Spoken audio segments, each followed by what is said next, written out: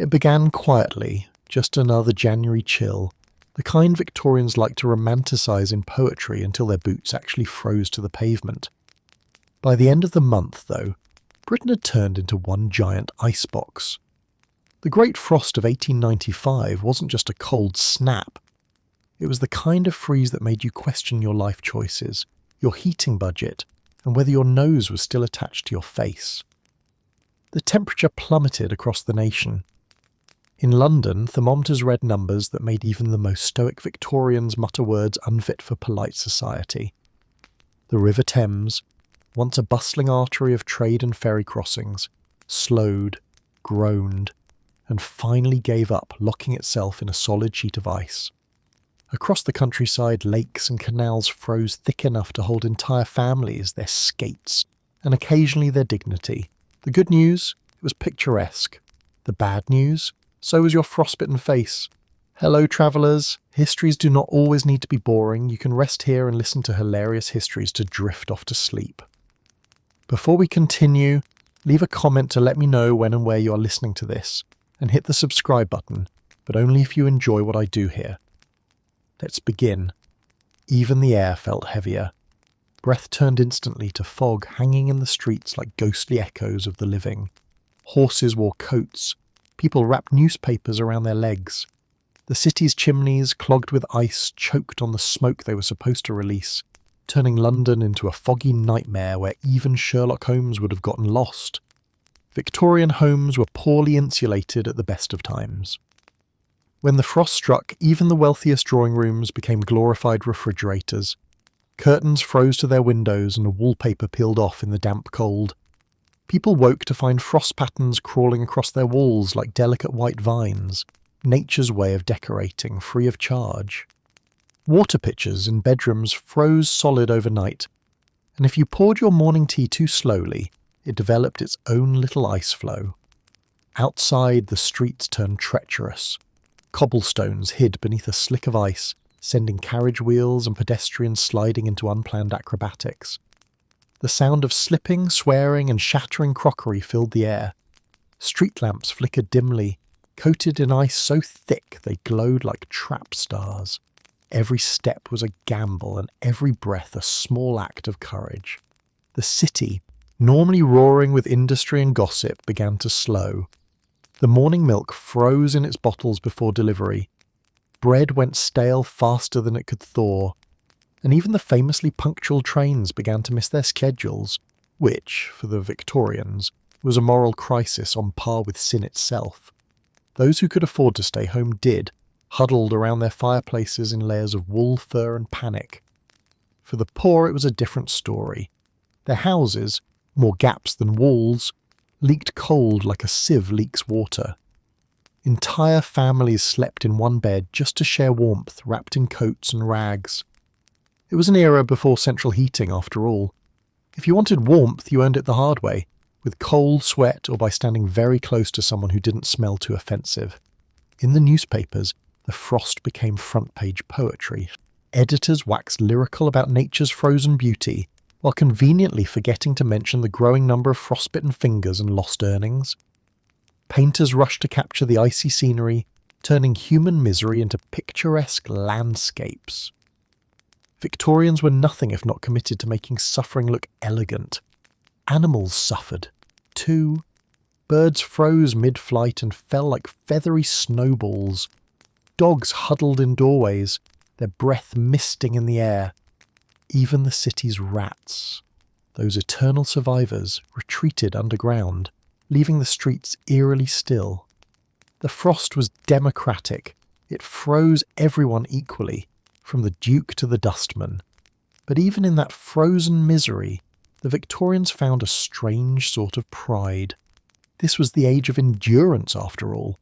They didn't panic, they persevered. They layered, they rationed. They invented the art of pretending not to be cold. There was an almost patriotic determination to carry on, as if freezing solid was simply another test of moral fortitude.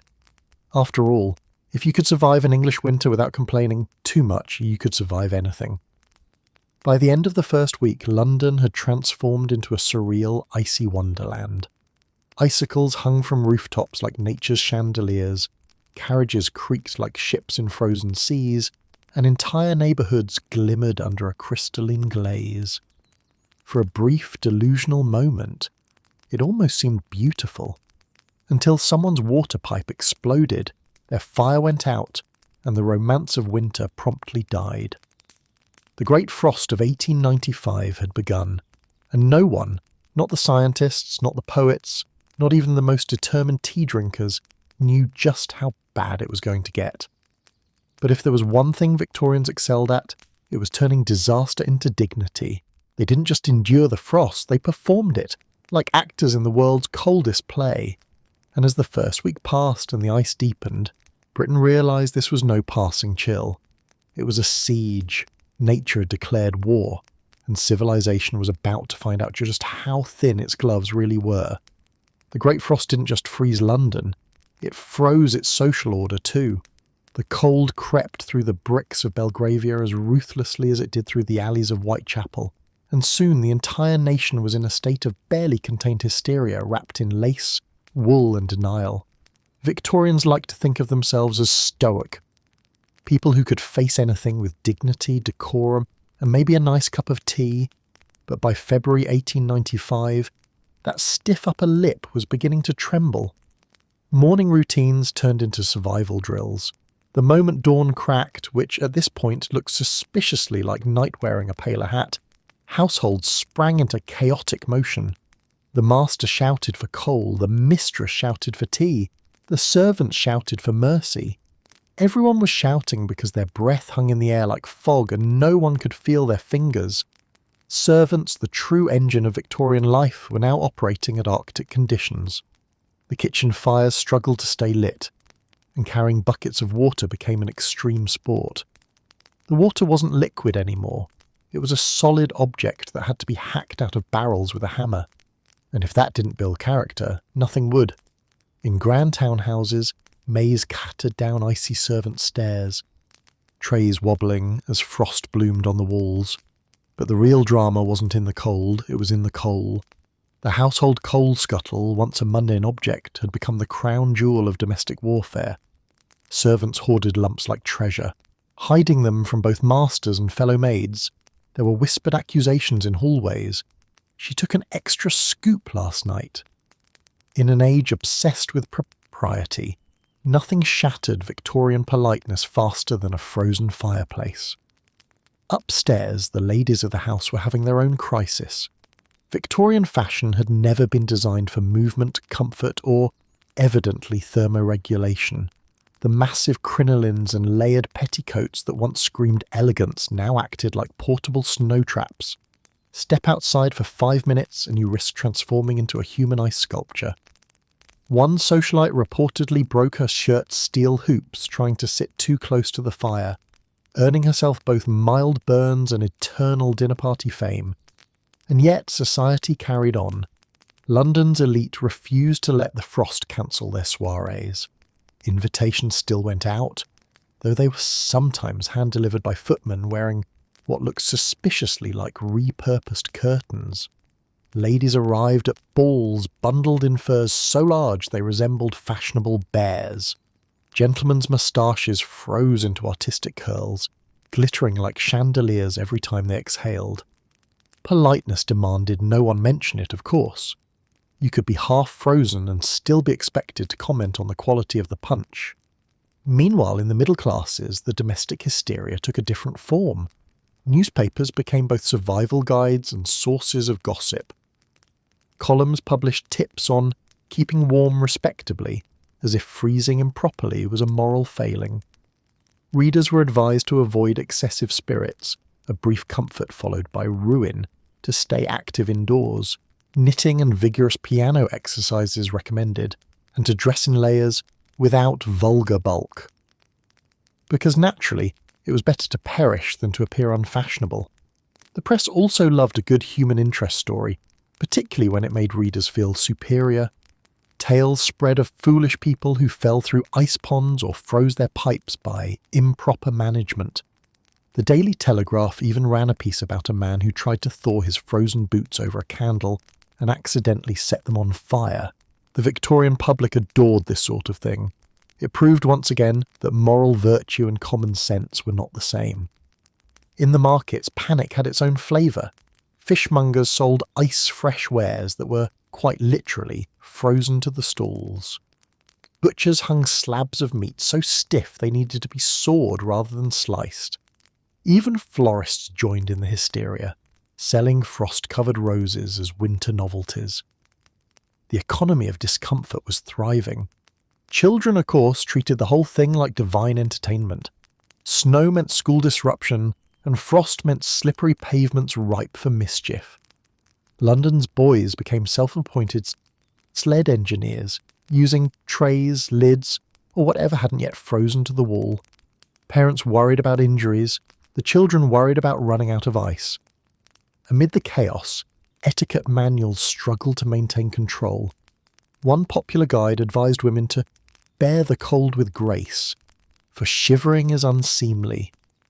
Another instructed men to offer one's overcoat to a lady, even if frostbite ensues. The Victorians didn't just suffer, they performed their suffering beautifully. But underneath the laughter, cracks were showing. The rich could joke about frozen champagne. The poor were freezing outright. In some neighbourhoods, people burned furniture, old newspapers, or even spare books for warmth, an irony that surely made Dickens roll in his grave. The line between genteel panic and genuine despair grew thinner with each frost-bitten day. Still, there was something almost heroic in the absurdity of it all. Britain, the empire of progress and invention, was being brought to its knees by frozen plumbing, and yet rather than admitting defeat, the Victorians simply tightened their scarves and pretended it was all part of the plan. By the end of February, the nation had perfected its icy theatre. Cheerful denial in public, mild hysteria in private. And as one wit wrote in the Illustrated London News, "We are bearing this frost as we do all great British inconveniences, with tea, complaint, and an unwavering sense of superiority." The panic had settled into a routine. Life went on, cold and cracked at the edges, but beneath the crinolines and the coldest, the first hints of ingenuity were beginning to stir. The Victorians were many things, stubborn, snobbish, and often ridiculous, but they were also inventive. And soon, as the frost deepened, they turned survival into an art form. If London in 1895 had a beating heart, it was the River Thames, the grey, swirling artery that carried ferries, trade, gossip, and just enough sewage to remind you what century you were living in. But during the Great Frost, that heart stopped cold, literally. The Thames, that great symbol of British endurance, froze solid for the first time in decades, and with it, the city's rhythm seized up like a broken clock. It started subtly.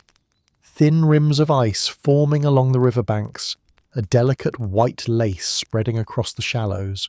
Londoners admired it at first, the way people admire a harmless novelty before it ruins their week. Charming, one paper called it. A vision of northern majesty, said another. 2 days later, barges were stranded mid-river, and ferrymen were out of work. By the end of the week, London had gained an accidental skating rink roughly the size of an empire's capital. The river that had once carried coal, food and commerce now trapped everything it touched in an icy chokehold. Cargo boats lay motionless, their sails stiff with frost, their ropes frozen solid. Bargemen took to pacing the ice like prisoners, kicking at it as if sheer indignation could thaw it. Spoiler, it couldn't. The good news? London traffic finally moved smoothly. The bad news? It was mostly people slipping face first across the river. The last time the Thames had frozen this hard was during the early 19th century, back when frost fairs filled the ice with tents, beer and bad decisions.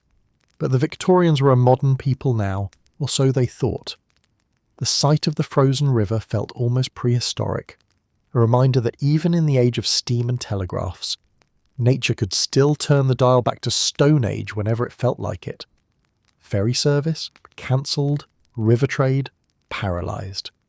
London's docks, usually buzzing with shouting stevedores and creaking cranes, stood silent under a coating of frost so thick it muted sound itself. The dock workers huddled in pubs, their calloused hands wrapped around mugs of gin, masquerading as medicine. Nobody wanted to admit it, but the great industrial city had been taken hostage by its own river. Soon the bravest or most foolish Londoners began to venture onto the ice. At first they tested it timidly, a boot pressed here, a stick tapped there. Then someone walked halfway across, survived, and instantly became the local expert on river ice physics. Word spread.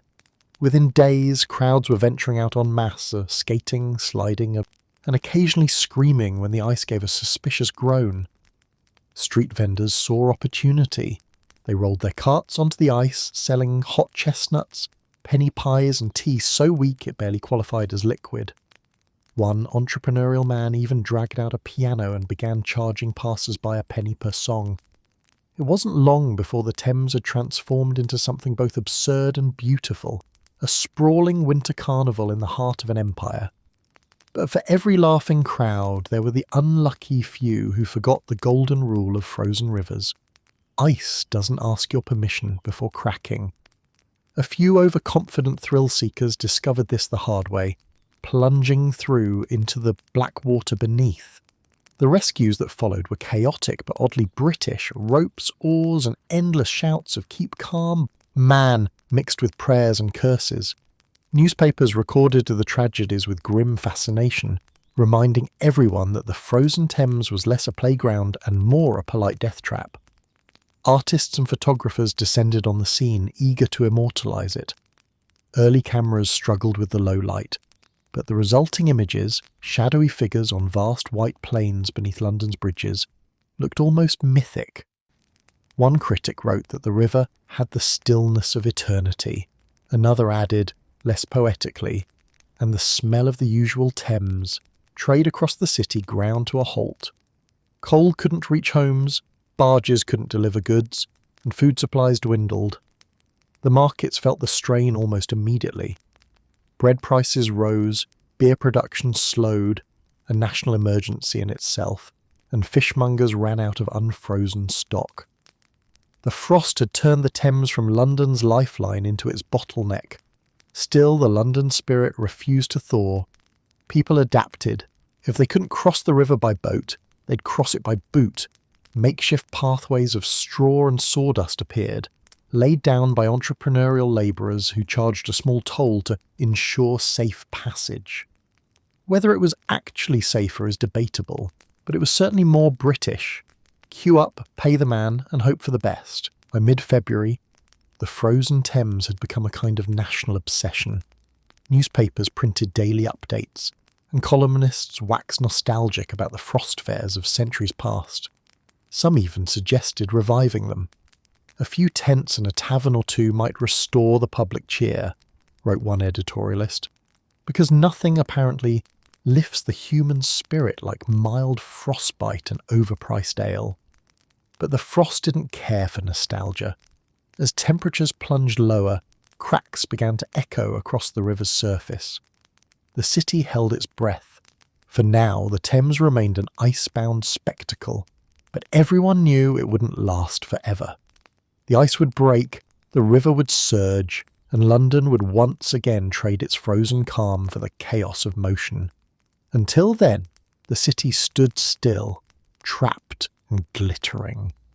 From Westminster to Tower Bridge, the Thames lay silent, a frozen artery glinting under pale sunlight. And though no one said it aloud, there was something humbling about it. The empire that ruled half the world couldn't make its own river move. As one Londoner dryly noted in his diary, "We have conquered nations, invented machines, and bottled lightning. Yet here we are, defeated by water that simply forgot how to flow." If there's one thing the Victorians excelled at, it was turning a catastrophe into an event, preferably one involving snacks and mild gambling. When the Thames froze solid in 1825, it didn't take long for Londoners to realise that while trade had stopped, opportunity had not. The frozen river might have been a disaster for merchants, but for everyone else it became the hottest, ironically, venue in town. And so, with typically British audacity, the city decided to throw a party on the ice.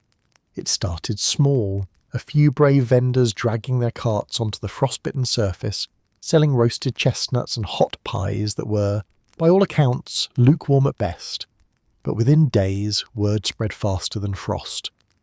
The Thames had turned into the stage for a spontaneous winter carnival, and soon it was lined with tents, flags, and crowds ready to risk both frostbite and financial ruin in the name of entertainment.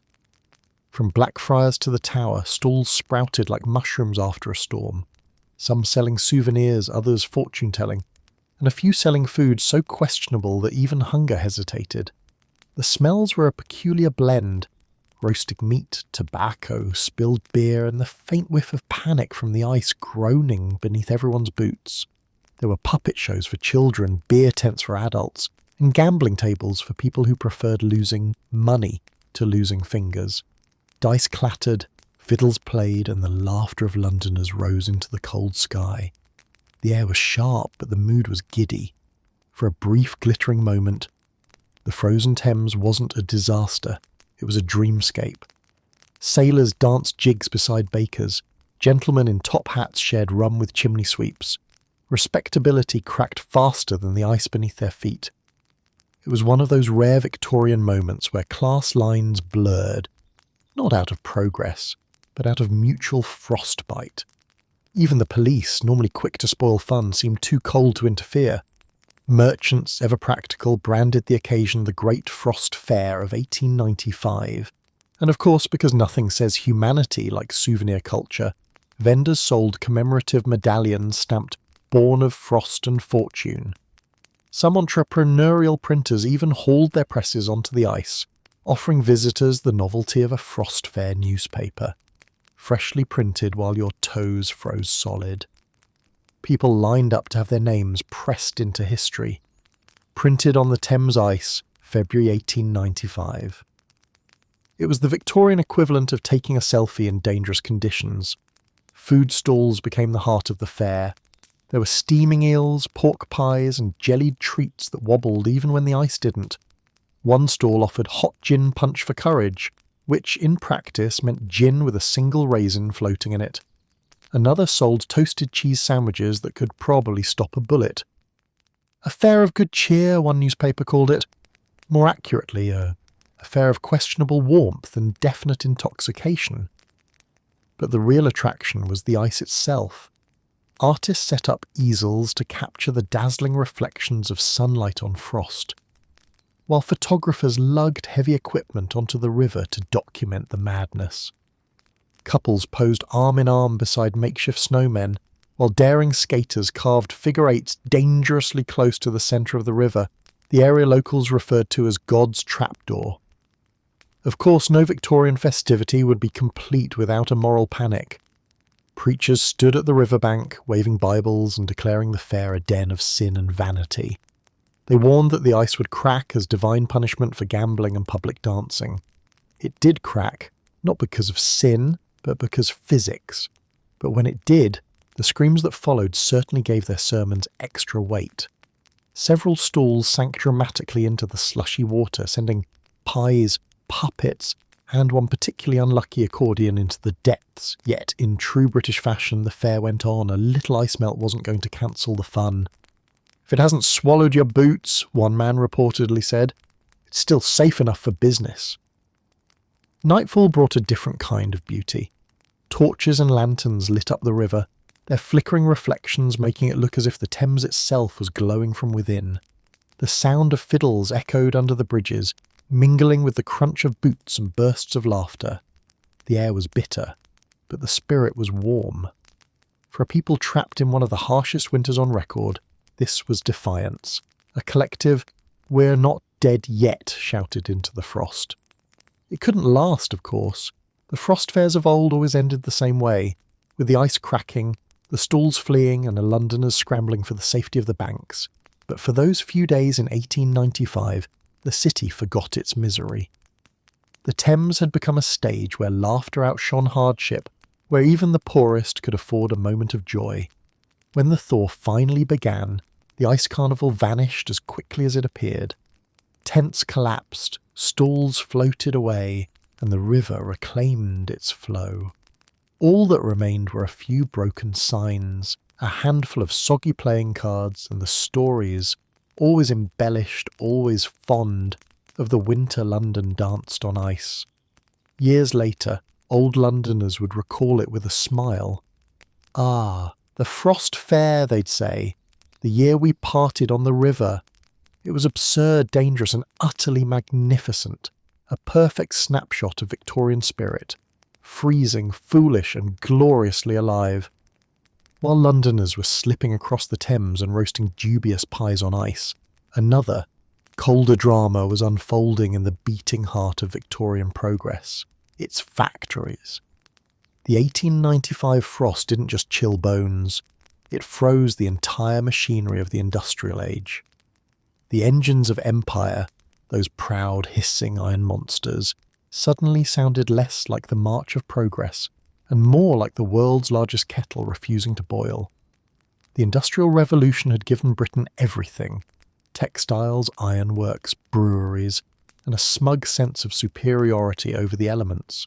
But when the frost came, all that steam-powered confidence evaporated, or rather froze mid-air. Water, the very lifeblood of industry, became an enemy. Boilers cracked, water wheels seized up. Even the mighty factories of Manchester, Leeds and Birmingham fell silent, their chimneys puffing out one last breath before icing over like the candles on a very sad birthday cake. The workers called it the Big Stop. For some, it was almost comical, until the pay stopped too. Factory owners, with their usual talent for optimism and understatement, announced temporary holidays. It sounded festive, almost generous, until you realised holiday was Victorian code for good luck surviving without wages. Thousands of workers trudged home, pockets empty, breath clouding the air, wondering if the frost could be convinced to melt out of pity. Spoiler, it could not. In textile mills, threads snapped like brittle twigs in the dry, cold air. Steam engines, deprived of unfrozen water, ground to a halt. Ironworks went eerily quiet, no clangs, no sparks, just the sound of boots crunching on frost-coated floors. Even breweries, those bastions of British morale, struggled to keep their barrels from freezing solid. Imagine the national panic when people realised their beer was turning into slush. The good news, it stayed fresh. The bad news, you needed a chisel to drink it. In the countryside, things weren't much better. Water wheels along the rivers had been the heartbeat of countless small industries, grinding grain, powering sawmills, driving looms. Now those same wheels sat motionless, locked in glassy prisons of ice. The mills that had roared all year were reduced to silence. Workers gathered in taverns, muttering about the cold and the curse of progress. For once the Luddites had a point. Machines were only as mighty as the weather allowed them to be. The newspapers, always eager to blend alarm with poetry, declared, "The frost has shackled industry." Editorials mourned the stoppage as both tragedy and spectacle. Journalists took tours of frozen factories, describing the eerie stillness with theatrical flair. A sight both solemn and sublime, and the engines of empire hushed by the breath of winter. That's Victorian journalism for everything's broken. Factory owners scrambled for solutions. Some tried burning extra coal to heat pipes and boilers, only to find the coal wagons themselves frozen on the tracks. Others hired men to break ice from the mill streams with pickaxes, a noble effort that mostly resulted in wet boots and more swearing. A few innovative engineers experimented with insulating machinery in straw and canvas, turning once proud engines into what looked like enormous bundled infants. In cities like Sheffield and Glasgow, the frost didn't just freeze metal, it froze ambition. The clang of hammers and hiss of steam had defined the Victorian soundscape. Now silence reigned, broken only by the occasional crash of an icicle falling from a factory roof. For workers who measured life by rhythm, the whistle, the shift bell, the grind of gears, the quiet felt almost apocalyptic. Still, the Victorians were nothing if not adaptable. In Manchester, laid-off workers began mending shoes and repairing tools to stay busy.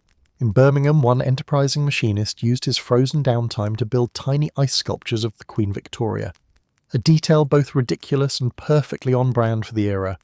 The cold might have stopped the engines, but it hadn't yet stopped the British love of overachievement. Of course, not everyone found silver linings. The sudden industrial pause sent ripples through the economy. Merchants couldn't move goods, farmers couldn't process grain, and ships carrying raw materials were trapped behind icy docks. Coal, iron, and textiles, the holy trinity of Victorian trade, piled up unsold. Even the telegraph lines froze and snapped under the weight of ice, so messages about urgent shipments went precisely nowhere. For once, not even Morse code could complain fast enough. And yet, amid all this stagnation, there was a strange beauty to it. The great furnaces glowed dimly behind curtains of frost, their orange light flickering through the fog like the heartbeat of something vast and sleeping. Workers trudged past silent chimneys that had once coughed fire into the sky, now capped with perfect cones of snow. The cities that had roared through the 19th century suddenly stood still, statues of their own ambition. When the frost finally loosened its grip weeks later, the return of noise was almost overwhelming. Engines groaned back to life, steam shrieked through pipes, and factory bells rang like victory chimes. Men and women cheered, not because they loved their work, but because the silence had been worse. In retrospect, the Great Frost of 1895 was a humiliating reminder that even at the height of industrial power, humanity was still at the mercy of the weather. For all their iron and ingenuity, the Victorians discovered the hard way that progress could freeze solid too. As one foreman reportedly sighed when the first wheel began to turn again, well, at least the machines didn't unionise while they were idle. If there was one thing Victorians feared more than death, scandal, or running out of tea, it was running out of coal. Coal was the black heartbeat of the empire. It powered the factories, the railways, and the illusion that civilization was progressing smoothly. Without it, London wasn't a global capital.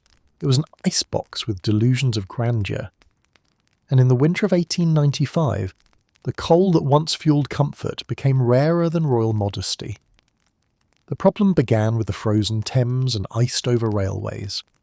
Barges that normally delivered coal from the north were trapped under sheets of ice, and trains that did manage to move arrived days late, half-loaded, and frostbitten. The supply chain, that proud Victorian lifeline of grit and soot, snapped. What little coal remained in the city quickly turned into black gold. Prices shot through the roof, then kept climbing until even the roof froze. "Coal prices have doubled," cried the Daily Telegraph. "Tripled," shouted another. By the time the week ended, Londoners stopped counting. Merchants guarded their coal yards like dragons hoarding treasure. Even the soot-blackened lumps on the street became valuable enough to provoke scuffles.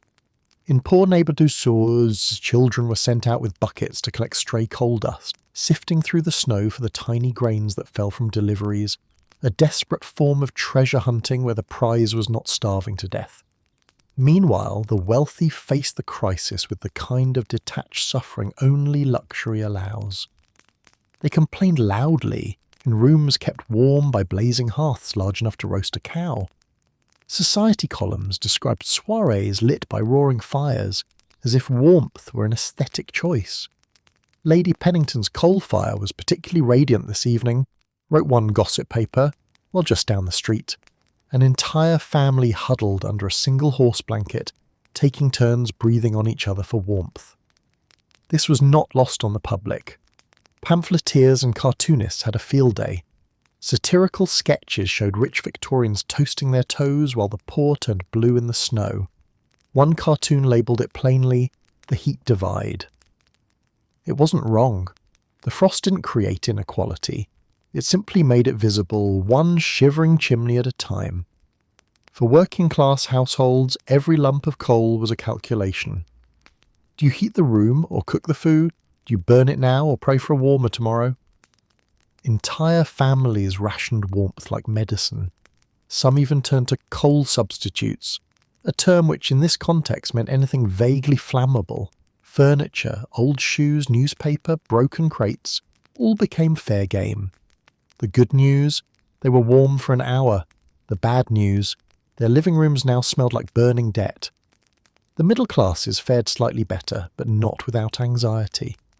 These were people who measured their dignity in chimney smoke. A warm parlour was proof of success. But as coal vanished, so did the illusion. You could spot a family's financial decline by the colour of their wallpaper, not from poverty but from soot stains. Desperation bred innovation, though. One gentleman reportedly invented a fire extender by mixing coal dust with glue and candle wax. It worked for exactly 10 minutes before the entire contraption exploded, taking his eyebrows with it. Merchants, of course, seized the opportunity.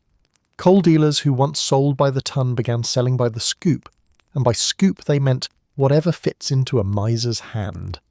Prices were so outrageous that even newspapers joked, "Victorian energy bills, pay up or perish."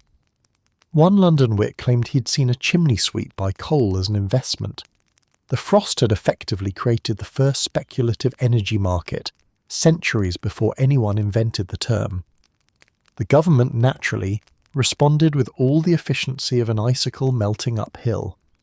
Officials debated whether to impose price controls, form a coal committee, or simply hope spring arrived before anyone froze solid. Parliamentary debates grew heated. Ironically, the only thing in London that did. Ministers blamed merchants blamed transport, and everyone blamed the weather, which remained infuriatingly unmoved. In mining towns up north, things were scarcely better. The mines themselves were frozen, shafts slick with ice, and wagons stuck in drifts. Miners who might have profited from the demand couldn't even dig, leaving entire communities unemployed. One pit foreman described the scene grimly. "It's not that we won't work, it's that even the earth's gone stiff." In the cities, the smell of desperation filled the air, or at least it would have if the air weren't so cold that smells refused to travel. People crowded into public houses and train stations just to be near warmth. Churches opened their doors, offering heated sermons that were less about God's mercy and more about the virtue of body heat. It was charity with a sermon attached, but at least it was warm. And yet, for all its cruelty, the coal crisis revealed the resilience of the Victorian spirit. Neighbours shared firewood, factories donated scraps, and local grocers offered free kindling with every loaf of bread. There was a rough, smoky sense of solidarity, the kind that only emerges when everyone's equally miserable. When the thaw finally came in March, coal shipments resumed, prices dropped, and the city exhaled a collective sigh, one that smelled faintly of soot, singed curtains, and survival. But the memory of that winter lingered like a ghost in every hearth. For months afterward, Londoners would glance nervously at their coal scuttles, as if the black lumps might vanish again overnight. The Great Frost of 1895 had frozen more than pipes and rivers. It had frozen the illusion of control. The empire that powered the world had almost been undone by its own fuel. As one cheeky headline put it the following spring, "We conquered half the planet for resources and still ran out of coal in our own backyard." If there was one thing Victorians were smug about, other than empire, etiquette and tea, it was plumbing. By 1895, London prided itself on having one of the most advanced sanitation systems in the world. The great engineer Joseph Basil Jett had built miles of gleaming underground tunnels to carry away what no one wished to think about, and the city had finally conquered the great scourge of cholera. Civilization, they declared, had triumphed over filth. And then came the frost. When temperatures plunged that January, the pipes, those proud veins of progress, turned against their masters. What had once been a marvel of Victorian engineering became a frozen labyrinth of betrayal. Water mains cracked with the sound of cannon fire, household pipes burst like overripe fruit, and entire streets found their taps as dry as a minister's humour. It was as if the city's plumbing had staged a rebellion, and the enemy was every warm bath ever taken. In the wealthier districts, the first sign of trouble came in the form of silence.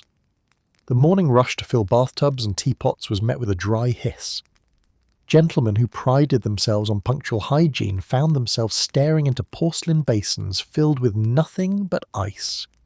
Maids broke their fingers trying to chip frost from water jugs, and governesses delivered lessons on patience while waiting for kettles that would never boil.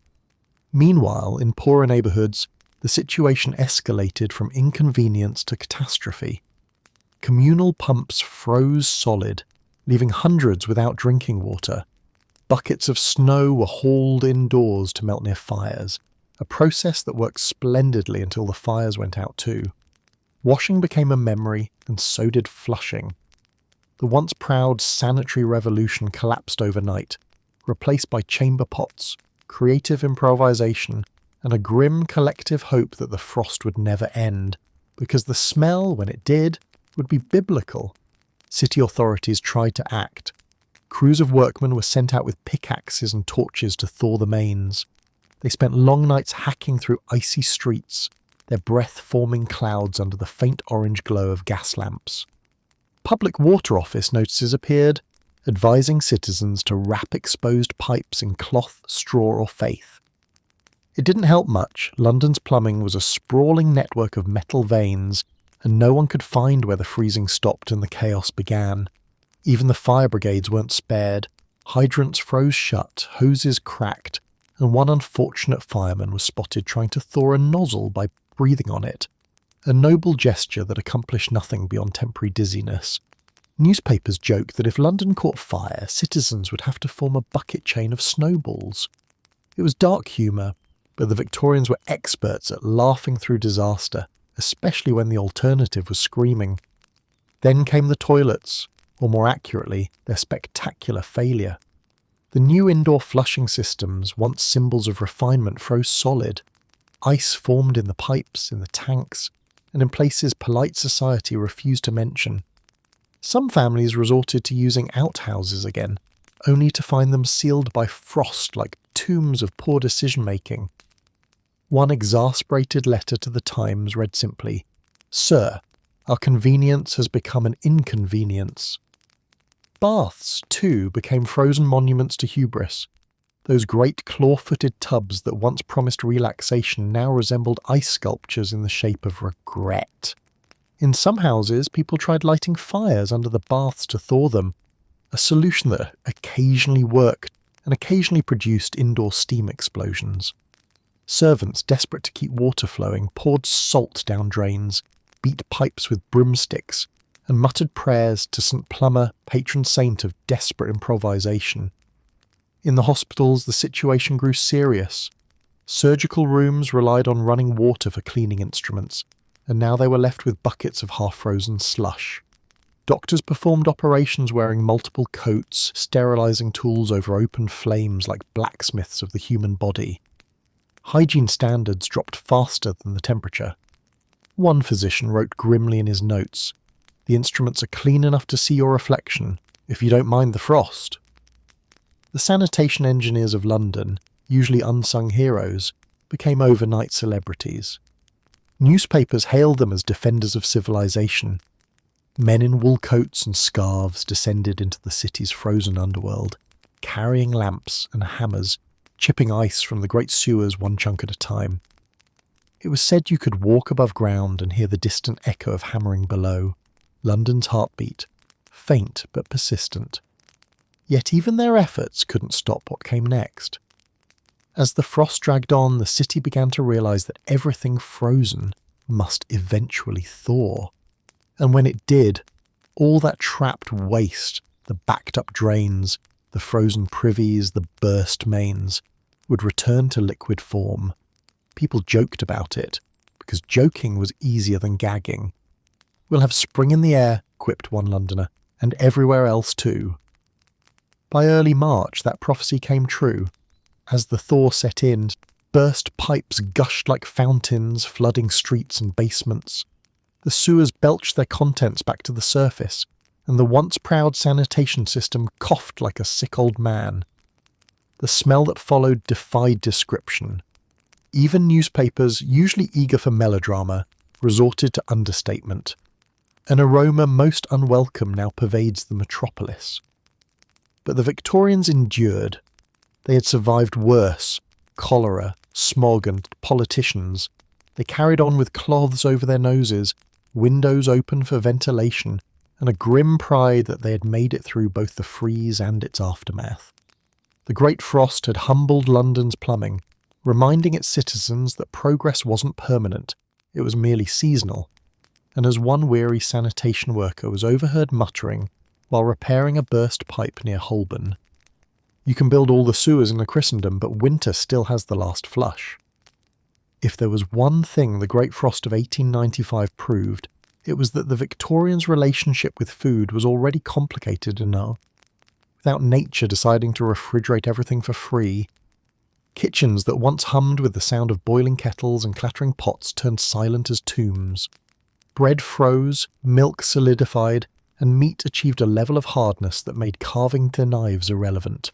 You'd have better luck with a hammer.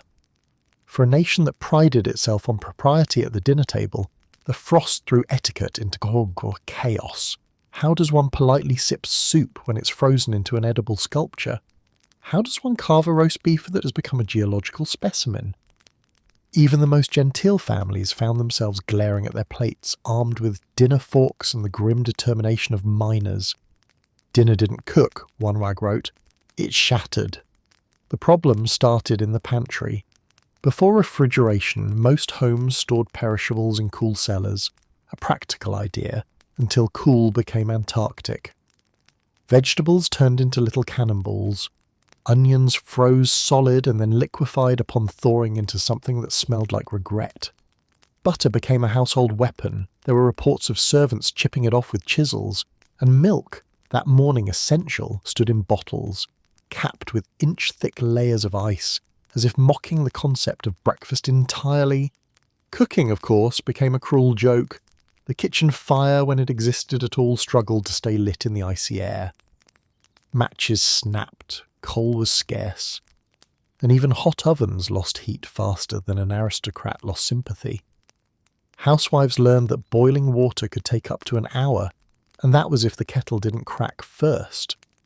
Some families resorted to balancing pots over candle flames, a gesture that achieved nothing except disappointment and waxy soup. Street markets, usually bursting with noise and smells, turned eerily quiet. Fishmongers' stalls looked like museum exhibits. The fish, frozen mid-expression, stared eternally upward.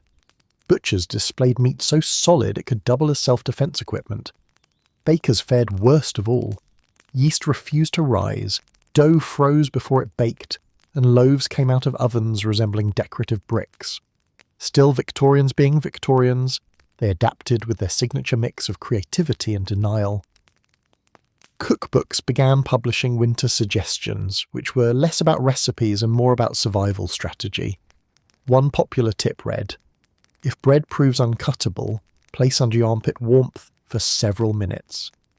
Another advised that tea may be drunk cold if one pretends it is fashionable. The Victorian talent for pretending everything was fine reached new heights of performance. Dining rituals, however, remained sacred, or at least stubbornly upheld. In upper-class homes, meals were still served in multiple courses, each one colder and more tragic than the last. Footmen in frostbitten livery carried in dishes of what might once have been stew but now resembled geological samples. Yet the family would still sit, napkins in laps, pretending not to hear the crunch of cutlery against ice. To complain was gauche. To faint from hunger was practically patriotic. In working-class homes, practicality replaced pretense. Families crowded around what little heat they could muster, sharing meagre portions of whatever hadn't turned to stone. Potatoes were roasted directly in the ashes of the hearth. Milk was boiled whenever possible to extend its life, and stews became the universal answer to every culinary problem. If you could fit it in a pot, it went in. Frost stew, one newspaper called it, a dish defined not by flavour, but by the absence of alternatives. Even pubs weren't immune. Beer barrels froze solid, and landlords had to chip away at the tops to serve anything at all. Patrons didn't complain, though, partly because their jaws were too stiff to open, and partly because drinking half-frozen beer gave them the illusion of luxury. "It's like champagne," one optimist declared, "if champagne came with frostbite." The frost also exposed the brutal divide between rich and poor. While the wealthy dined on imported preserves and tinned delicacies, after all, nothing says class like cold sardines in aspic, the poor scraped together whatever could be found. Charity kitchens sprang up, ladling out hot broth that was half hope, half ice water.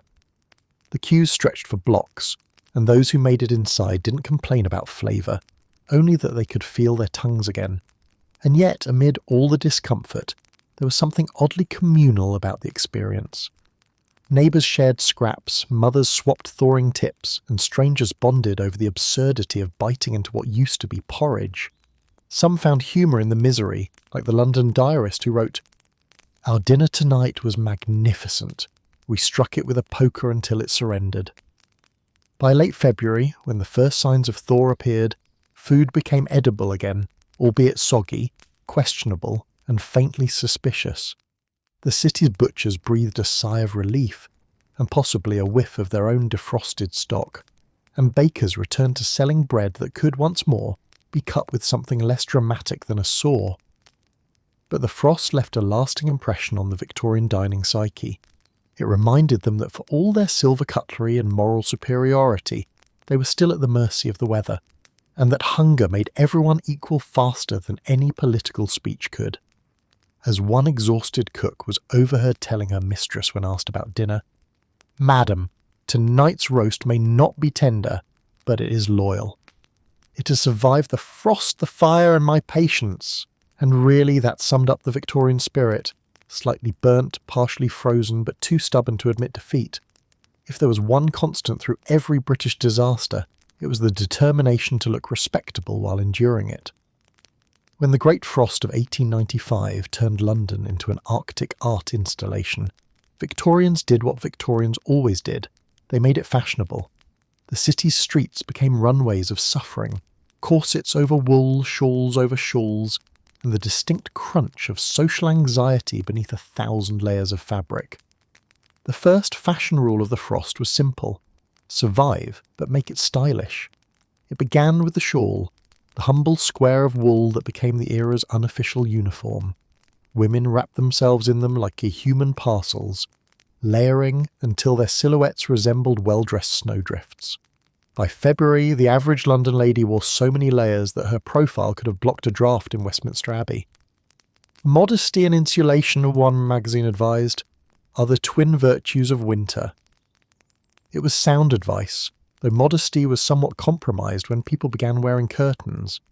The truly desperate stuffed newspapers between their petticoats and chemises, the Victorian equivalent of thermal wear. It worked surprisingly well, and as one servant girl wrote in her diary, "The Times keeps one warmer than the Lord's Prayer."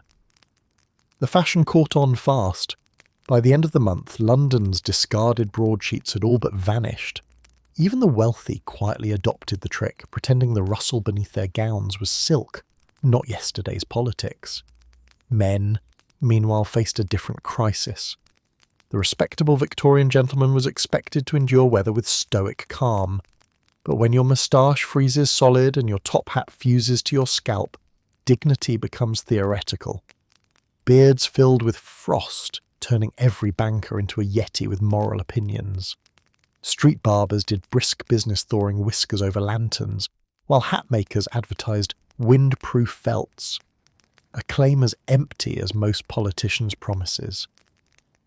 Footwear became the great equaliser. No amount of class could save you from frostbitten toes.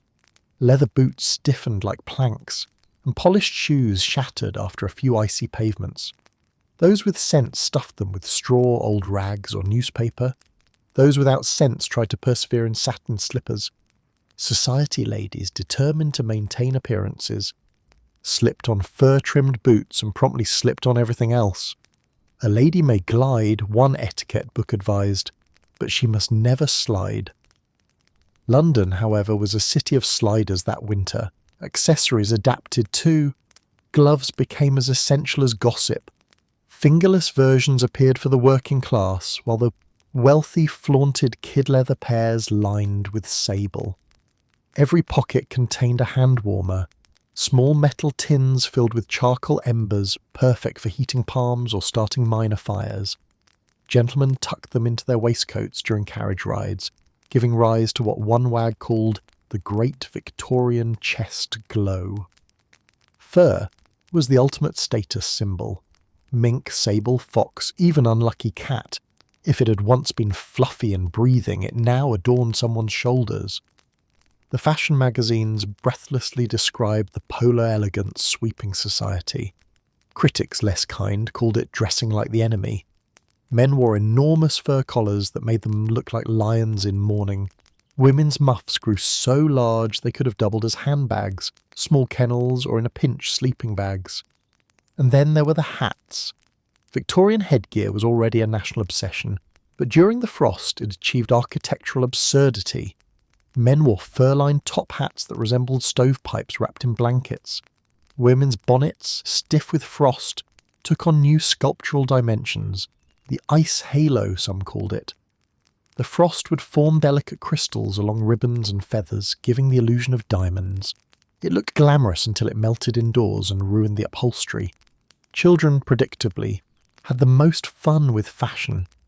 Mothers bundled them in so many layers that they could barely bend their arms, resulting in a generation of waddling toddlers resembling plush snowmen. Schoolboys invented the coal scuttle helmet, cutting holes in buckets for makeshift protection against snowballs and sibling aggression. The poorer children turned creativity into necessity, wrapping themselves in potato sacks and declaring it the rustic look. But the frost wasn't just a crisis for wardrobe, it was a full-blown scandal for the fashion industry. Dressmakers struggled to sew when their fingers went numb. Seamstresses huddled in workrooms with frozen bolts of fabric, trying to stitch through layers stiffened by ice. Deliveries of lace and velvet from France were delayed for weeks, causing panic among society hostesses whose next ball might occur before their gowns arrived. "A catastrophe for civilization," cried one fashion columnist. "No lace, no progress." Despite the misery, there was something magnificent in the sight of it all.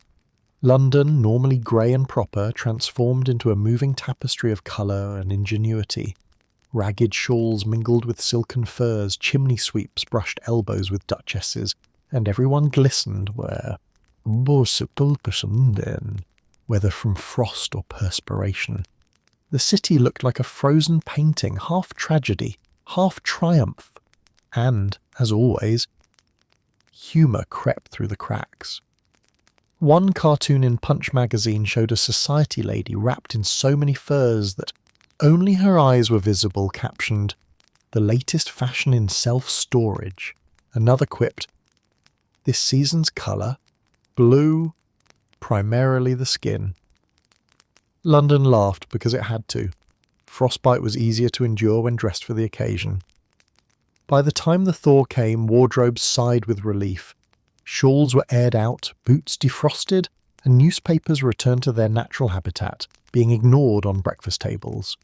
But for months afterward, Londoners couldn't quite part with their winter inventions.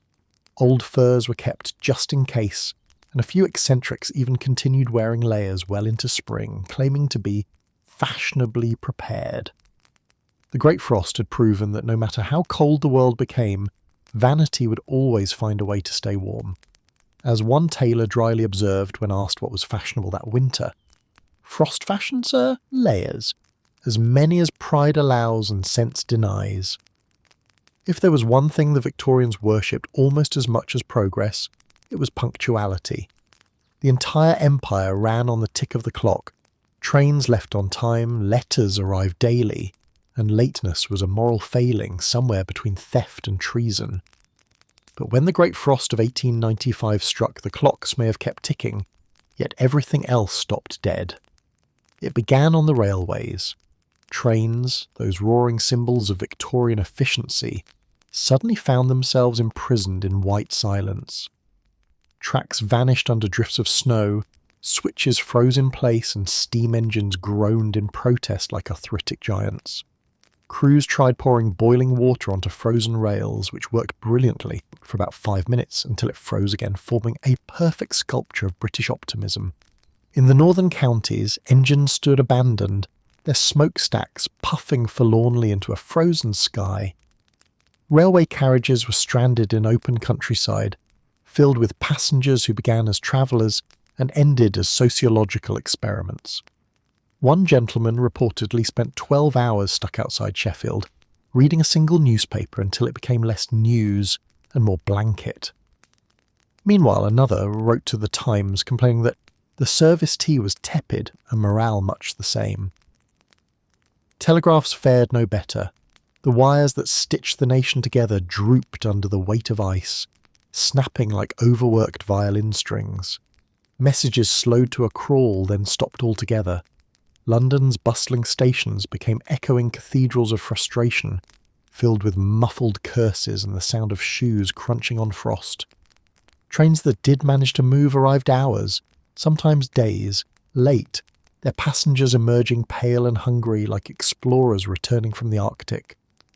The post office, proud bastion of Victorian organisation, faced its own icy rebellion. Mail coaches couldn't navigate the frozen streets, and rural deliveries were all but impossible. Letters destined for Scotland were found days later, frozen into tidy bundles beside snow-buried mailbags. Somewhere in the chaos, an undelivered Valentine's card became a springtime breakup waiting to happen. And then there were the ships. The Thames, once frozen solid, had already halted river transport, but the ports of Britain faced an even greater nightmare. Ice clung to hulls like armour, ropes stiffened into iron, and sailors found themselves chiselling decks instead of swabbing them. Steamers at Tilbury and Liverpool lay motionless, their cargoes locked in place. Ship horns blared through the fog, low, mournful groans that made even seagulls look worried. Carriages, the lifeblood of city transport, didn't fare any better. Horses slipped on glassy cobblestones, their hooves clattering helplessly as drivers shouted apologies to both animals and pedestrians. London streets became surreal obstacle courses of toppled carriages, spooked horses, and gentlemen with canes skating involuntarily across intersections. Cab drivers resorted to chaining the wheels of their hansom cabs with rope to keep them from sliding, a clever invention that worked until the rope froze solid too. The city's omnibus companies issued public apologies, explaining that service would resume as soon as traction is once again feasible. Translation: when the streets stopped trying to murder us, pedestrians weren't much better off. Crossing roads became an extreme sport requiring timing, courage, and occasionally divine intervention. Still, Victorians being Victorians, they met disaster with both stubbornness and sarcasm. Newspapers chronicled the transport collapse with equal parts outrage and amusement. One headline declared, "The Empire stops for no man except frost." Editorials compared the railway companies to generals defeated by snowflakes. Letters to editors alternated between polite fury and gallows humour. "Sir, my train from Manchester to London is now classified as a missing person." For businesses dependent on transport, the situation was dire.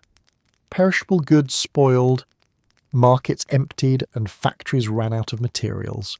Merchants cursed the ice as if it were a rival company. The famous just-in-time Victorian supply chain, a phrase they didn't use but would have bragged about, turned into "not in your lifetime." Your Amazon delivery date just changed to spring. Of course, there were heroes among the chaos. Railway workers became legends, men who trudged through waist-high snow to clear tracks by hand, hacking through ice with pickaxes and sheer indignation. Photographs from the period show them bundled in layers, faces hidden by scarves, standing beside locomotives half buried in snowdrifts. Their expression said it all. We did not sign up for this. The postal service too refused to yield. Mailmen on foot became walking symbols of British perseverance, trudging through snow with sacks slung over their shoulders. Neither rain nor snow, the motto went, though by that point most added, nor common sense. Some deliveries were completed by sleigh, others by sheer willpower. In one famous case, a postman in Kent strapped the mailbag to his back and ice skated down a frozen canal. It was perhaps the first instance of express delivery in British history. By February, the transport paralysis had reshaped the nation's rhythm. Journeys that once took hours now stretched into days. Rail timetables became works of fiction. Travellers slept in stations, their luggage serving as both pillows and shields against the cold. The Illustrated London News published sketches of stranded trains beneath moonlit snow, calling them iron beasts subdued by nature. When the thaw finally came, the relief was almost biblical. The ice cracked, trains groaned back to life, and ships at port began to stir. But the aftermath was messy. Flooded tracks, collapsed bridges, and mud thick enough to swallow a wheel whole. Still the Victorians rejoiced. Movement, even sloppy and delayed, was life returning to the veins of the empire. In hindsight, the Great Frost didn't just freeze transport, it froze time. For a brief surreal month, the unstoppable machinery of modern Britain paused, and the nation remembered what it meant to wait. As one commuter famously remarked while watching his long-delayed train finally crawl into the station, "By God, it's moving again. Now let's see how long before it stops for tea." If the Great Frost of 1895 taught London anything, it was that while the wealthy could hibernate beside their fireplaces, the poor had to make the cold pay rent. Enter the costermongers, the street sellers, hawkers and human alarm clocks of the city, who could turn anything, including frostbite, into an entrepreneurial opportunity. When the ice locked up factories, when shops froze shut, when trains stopped and ships sulked in their harbours, these people marched into the streets, eyes watering, hands red, shouting into the wind, "Hot chestnuts! Hot potatoes! Keep your fingers and your hope alive!" In every corner of London, smoke rose from makeshift braziers, little pockets of defiance glowing against the white chill. These weren't elegant fireplaces, but half barrels and broken tins filled with burning coal scraps, stolen wood, or anything remotely flammable. Over them chestnuts hissed, potatoes sizzled, and the air carried that unmistakable smell of warmth, half food, half salvation. The costermongers were the heartbeat of Victorian street life, and they refused to stop beating just because the city froze. Men and women alike trudged through the snow, pushing barrows of steaming goods, wrapped in so many layers they looked like ambulatory haystacks. Their cries cut through the fog, "Hot pies, halfpenny each!" Baked taters, still smutting, and occasionally the poetic "warmth for sale" by the bite. Even as the frost tightened its grip, the business boomed. There was always demand for something hot when the world felt like a fridge. Workers who couldn't afford coal could at least afford a hot potato, which doubled as lunch and hand warmer. For many Londoners, these humble snacks became the difference between numb fingers and frostbite. One journalist noted that a single roasted chestnut in the pocket was considered a treasure, both for eating and clutching. The good news, it fed you. The bad news, you'd probably eat it before your hand thawed. But hunger wasn't the only thing being sold. The frost itself became a commodity.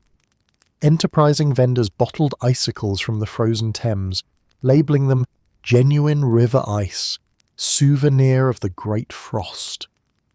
Tourists and sentimental locals bought them eagerly, despite the small flaw that the product tended to evaporate by the time it reached home. Others carved small figures, ice angels, frozen queens, and the occasional saint of cold feet, selling them for pennies to passers-by. For a brief moment, capitalism met climate in a shimmering, absurd handshake. Street photographers joined the trade, hauling cumbersome cameras onto the icy bridges to capture families posing beside frozen fountains or snow-covered stalls. For a few coins, you could immortalise yourself as the family that survived the frost, bundled in woolen pride. Prints were sold by the thousands, proof that Londoners could turn even near hypothermia into a marketing opportunity. And yet, beneath the cheer and enterprise, there was exhaustion. For the costermongers, work was survival. Many had no home fires to return to. They stood for 12, sometimes 14 hours in sub-zero temperatures, faces scorched red from both cold and open flame. They kept their spirits high with rough humour and stronger gin. A common street toast was, "To profit and thaw," followed by a gulp that warmed the throat and dulled everything else. Children worked alongside their parents, small figures wrapped in rags, their breath puffing white as they shouted for customers. They sold roasted apples, matches, newspapers, and even lumps of coal, one piece at a time. Street dogs, equally determined, followed them, hoping for scraps and companionship. Together, they made up the city's army of endurance, barefoot capitalism marching through the snow. Of course, where there's commerce, there's competition. Disputes over territory were frequent. The frost turned certain corners into prime real estate. Heated arguments in every sense erupted over who could claim the spot nearest a gas lamp or steam vent. Punches were thrown, potatoes were too, yet even brawls couldn't last long in such weather. Anger cooled faster than tea outdoors. New products appeared daily.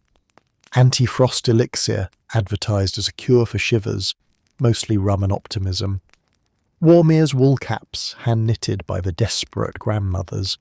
One enterprising gentleman sold patent ice insurance, a pamphlet claiming to teach people how to predict thaw patterns for a fee of 6pence. It was pure nonsense, but in desperate times, nonsense sold. Meanwhile, musicians capitalised on the foot traffic. Fiddlers, organ grinders and harmonica players performed near the stalls, their instruments barely staying in tune. Audiences gathered less for entertainment and more for the collective body heat. Coins clinked in frozen hats. Applause came in the form of stomping feet, and everyone pretended the wind wasn't howling through their bones. When night fell, the glow of hundreds of street fires turned London into something magical, or at least bearable. The city shimmered under the frost, its streets alive with flickering light, laughter, and the scent of roasted chestnuts. From above, it must have looked like a constellation of endurance, each flame a testament to someone's will to survive another day. By the time the frost began to melt, the costermongers had made their mark. Some had turned small profits into proper stalls, others simply survived, which in that winter counted as victory.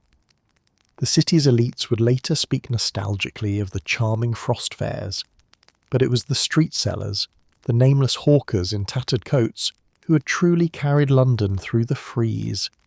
When asked how business had been, one old chestnut seller famously replied, "Good, sir. The frost tried to kill us, but we sold it by the pound instead." That line became legend, a fitting summary of Victorian grit. When life gives you ice, you light a fire and charge admission. If the Great Frost of 1895 revealed the cracks in London's infrastructure, it laid bare the chasms in its humanity. As temperatures dropped and chimneys froze, the city's poorest, the invisible engines of Victorian life, found themselves on the streets, shivering under a sky that looked pitilessly clean.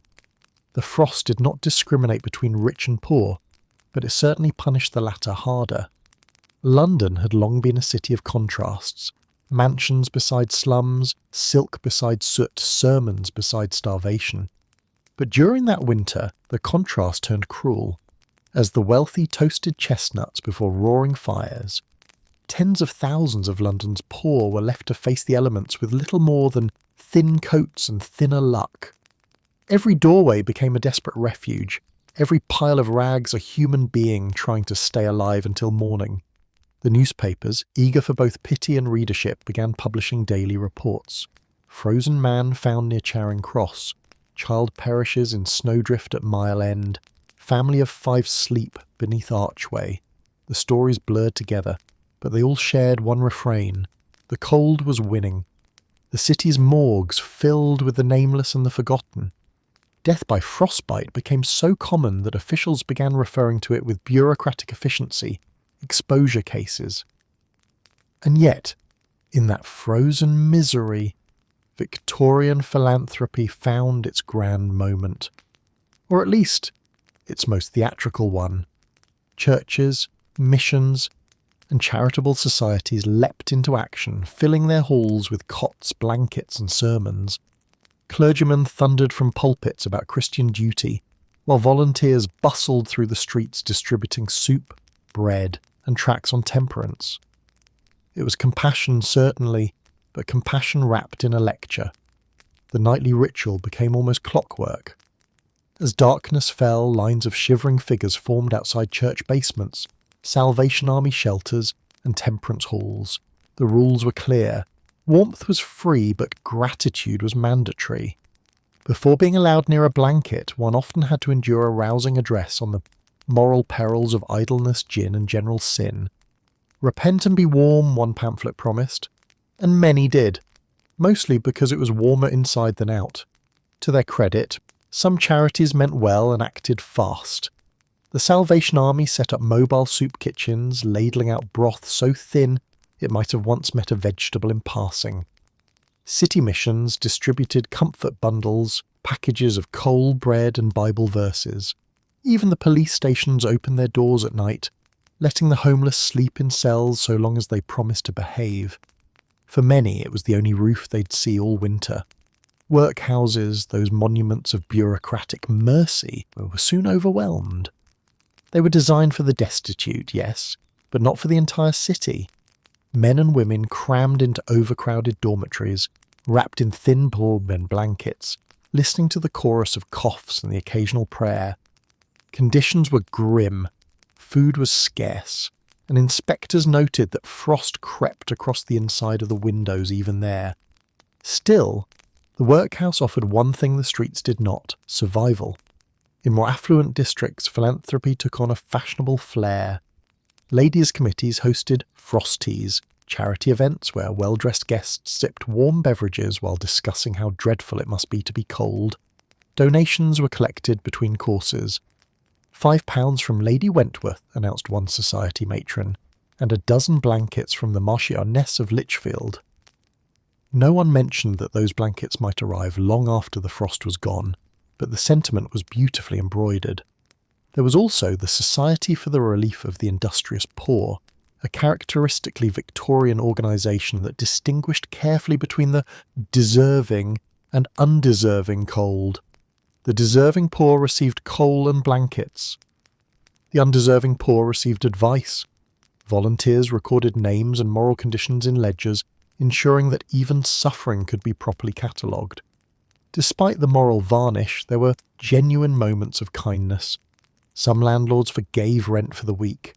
Some shopkeepers kept their shutters open at night, letting the homeless huddle near their lamps. Cab drivers gave free rides to the sick. In neighbourhoods like Whitechapel and Southwark, where the poor were used to helping one another, neighbours pooled scraps of coal, shared food, and slept huddled together in groups, the only insulation most of them had. Yet even charity had its absurdities. At one mission in Holborn, a minister reportedly told the assembled crowd, "Member brethren, the frost is a test of moral character." The audience, wrapped in rags, stared back blankly, having already failed the test of owning a fireplace. Not all philanthropists sought applause. One anonymous benefactor left small envelopes of coins beneath blankets at night, signed only "From one who is warm." Children later recalled the wonder of waking to find pennies in their palms, glinting like hope in the candlelight. In a season defined by suffering, such gestures became legend, proof that even amid Victorian hypocrisy, compassion still had a pulse. As the frost dragged into February, the charitable rush became both frenzy and fatigue. Donations waned, volunteers grew weary, and tempers frayed. The poor kept coming, the frost refused to end. A clergyman, his patience and ink both running out, scribbled in his diary, "We preach charity every Sunday, and by Tuesday we're out of blankets." When the thaw finally arrived, it revealed more than just mud. It exposed a city that could organise grand banquets but struggled to feed its hungry. A society that praised virtue while rationing mercy. For all their efforts, the Victorians learned a bitter truth. Kindness, like coal, burns out quickly when it's cold enough. Still, the frost left behind unlikely heroes. The nameless soup ladlers, the exhausted nurses, the children who shared crusts of bread. They proved that underneath the lace and lectures there was real humanity. As one ragged man told a reporter at winter's end, "They gave us prayers, they gave us soup, and sometimes they gave us both at once. The soup helped more, but I'll not say no to the prayers." If the Great Frost of 1895 had a villain, it wasn't just the cold itself, it was the way it crept into every layer of Victorian life, from drawing rooms to tenements, and finally into the hospitals. Those proud temples of medical progress, with their starched sheets, orderly wards, and the faint odour of disinfectant and despair, found themselves overwhelmed by the season's merciless toll. Frostbite, pneumonia, and chilblains became the three horsemen of the frozen apocalypse, galloping through every district faster than the doctors could say, "Apply mustard poultice." Hospitals across Britain filled to bursting. St Bartholomew's, St Thomas's, Guy's, and every infirmary from Whitechapel to Westminster reported the same daily refrain: all beds occupied, floors acceptable.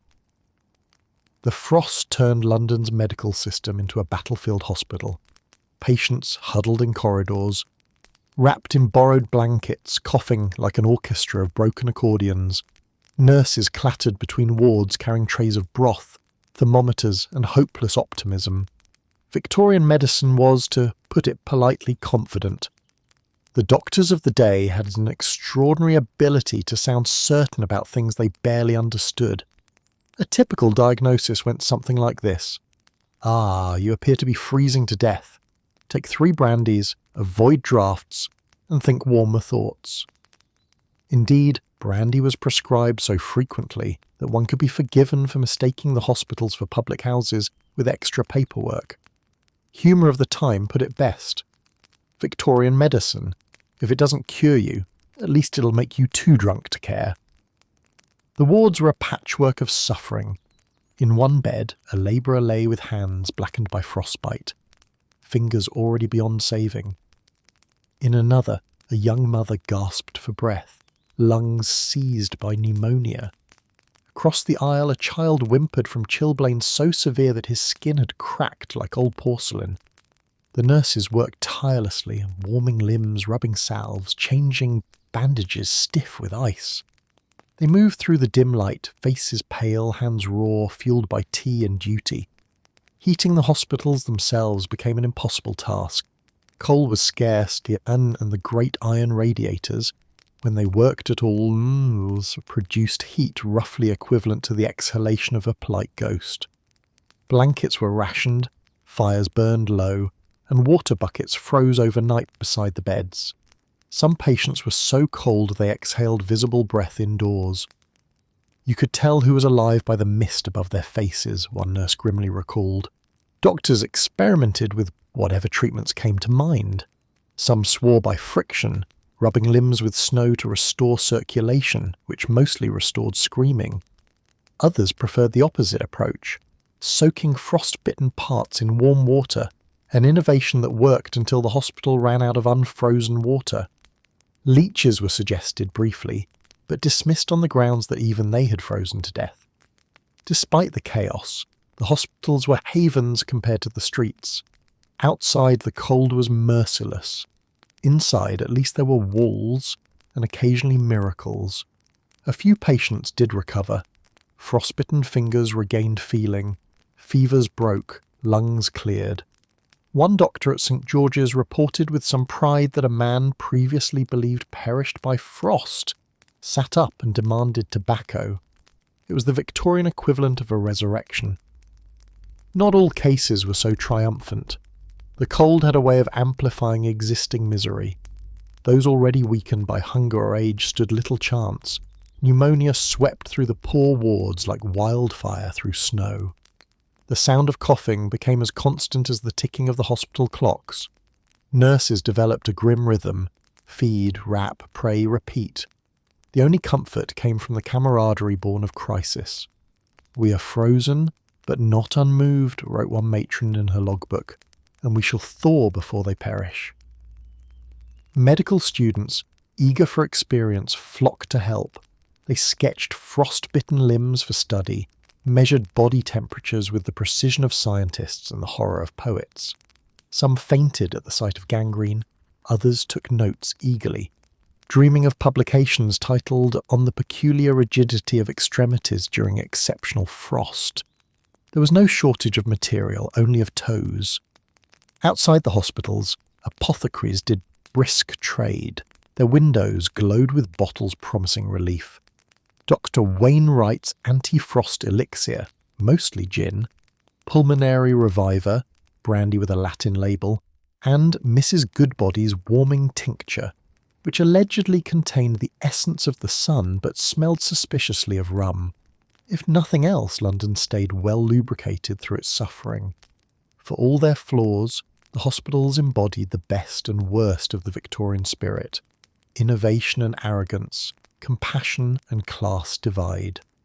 The poor wards overflowed, while the private rooms of Harley Street remained serenely half empty, reserved for those who could pay for both medicine and discretion. A working man might share a cot with 3 others. A duchess with pneumonia could have her own physician, a roaring fire, and a prescription handwritten on parchment. Equality, as always, was an illness left untreated. By March, when the frost finally began to loosen its grip, the hospitals looked like battlefields after the armistice. The halls were quieter now, but the scars lingered, patients missing fingers or toes, nurses hollow-eyed from weeks without rest. The thaw brought relief, but also a new problem: infections from wounds that had waited patiently beneath the ice. Surgeons sharpened their tools, sighed, and reached for the chloroform. Yet for all its horrors, the Great Frost left behind something more than tragedy. It had forced doctors, nurses, and patients into a common fight, not against disease or ignorance, but against nature itself. And for a brief, remarkable season, Victorian medicine, with all its flaws and superstitions, managed something miraculous. It cared. As one exhausted doctor wrote in his final frost report, "We could not cure the cold, but we did our best to warm the living." Then, perhaps sensing history's need for comic relief, he added a note at the bottom: "Recommend increased stock of brandy, for patients, of course." The Great Frost of 1895 may have numbed fingers, shattered pipes, and frozen entire livelihoods, but for a particular breed of Victorian, the artist, it also delivered an irresistible gift: atmosphere. London had become a painting waiting to happen. The streets glimmered in shades of pearl and iron, the Thames gleamed like glass, and every lamplight shimmered through fog like a watercolour in motion. The rest of the city saw suffering, artists saw composition, or as one critic later quipped, it was the year misery became marketable.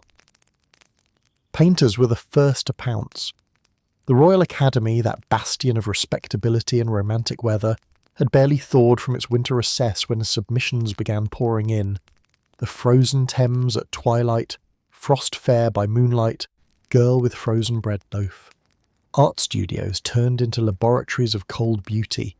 Windows frosted over, brushes froze mid-stroke, and still the artist persisted, huddled near stoves wrapped in scarves, sketching through the condensation. Suffering, but make it aesthetic, might as well have been the motto of the season. The great J.M.W. Turner had been gone for decades, but his ghost seemed to linger over every canvas. Painters mimicked his mists, his milky sunlight, his ability to make even a snowdrift look like divine revelation. Critics praised the Turneresque mood of the new Frostworks, though one wag noted that the real Turner would have been smart enough to paint indoors. Watercolourists took particular delight in the challenge, discovering that diluted paint froze if they lingered too long, leading to accidental masterpieces of crackled texture. An entirely new medium, one declared proudly, half art, half accident. Illustrators too seized the opportunity. The Illustrated London News and Punch sent sketch artists to document the frozen city. Wrapped like explorers, they trudged through slush and wind, pencils rattling in gloved hands. Their drawings appeared weekly, families huddled around street braziers, skaters on the Thames, chimney sweeps sliding down icy roofs. The detail was remarkable. Every icicle glint, every puff of breath. One editorial observed, London in her suffering is beautiful. Another added dryly, which is more than can be said of her hygiene. But the true stars of the Frost Age were the photographers. The 1890s was still the dawn of photography, a medium teetering between science and magic, and the frost presented both nightmare and opportunity. Cameras of the day were cumbersome beasts, all brass and bellows, utterly unsuited to sub-zero temperatures. The gelatin plates cracked, the lenses fogged, and the photographers themselves resembled snowmen with artistic pretensions. Yet they persisted, driven by that sacred artistic impulse, the need to nearly die for the perfect shot. Early morning on the frozen Thames, one could find them setting up tripods beside the ice fairs, timing exposures with numbed fingers. The results, when they succeeded, were haunting. Blurred silhouettes of skaters gliding across glassy surfaces, wagons half buried in frost, chimneys trailing ribbons of smoke into pale skies. The long exposure times lent every photograph a dreamlike softness, as though London itself were holding its breath. Some photographers went further, turning the frost into theatre. Studios in the West End began offering frost portraits, stage scenes with artificial snow and painted backdrops of frozen rivers. Middle-class families posed wrapped in furs, pretending they were Arctic explorers. The result was both absurd and charming. Genteel Londoners immortalised as survivors of an ordeal they'd mostly watched from indoors. One studio even offered a frosted finish, a trick of overexposure that made every subject look gently glazed, as if kissed by poetic hypothermia.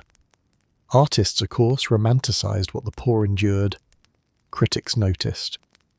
"It's a curious thing," wrote one columnist, "that hunger, when painted in oils, looks almost pleasant." Indeed, galleries filled with luminous depictions of hardship, their titles dripping with empathy: The Frozen Child, Coal for Christmas, The Widow's Window Pane. Wealthy patrons bought them in droves, perhaps as penance or perhaps as decor. One aristocrat was overheard saying, "I find this depiction of suffering very restful above the mantel." Meanwhile, street artists captured a grittier view. These were self-taught illustrators and woodcutters who sold their prints directly to passers-by. Quick sketches of the frost fair, street sellers, or chimney sweeps bundled like ghosts.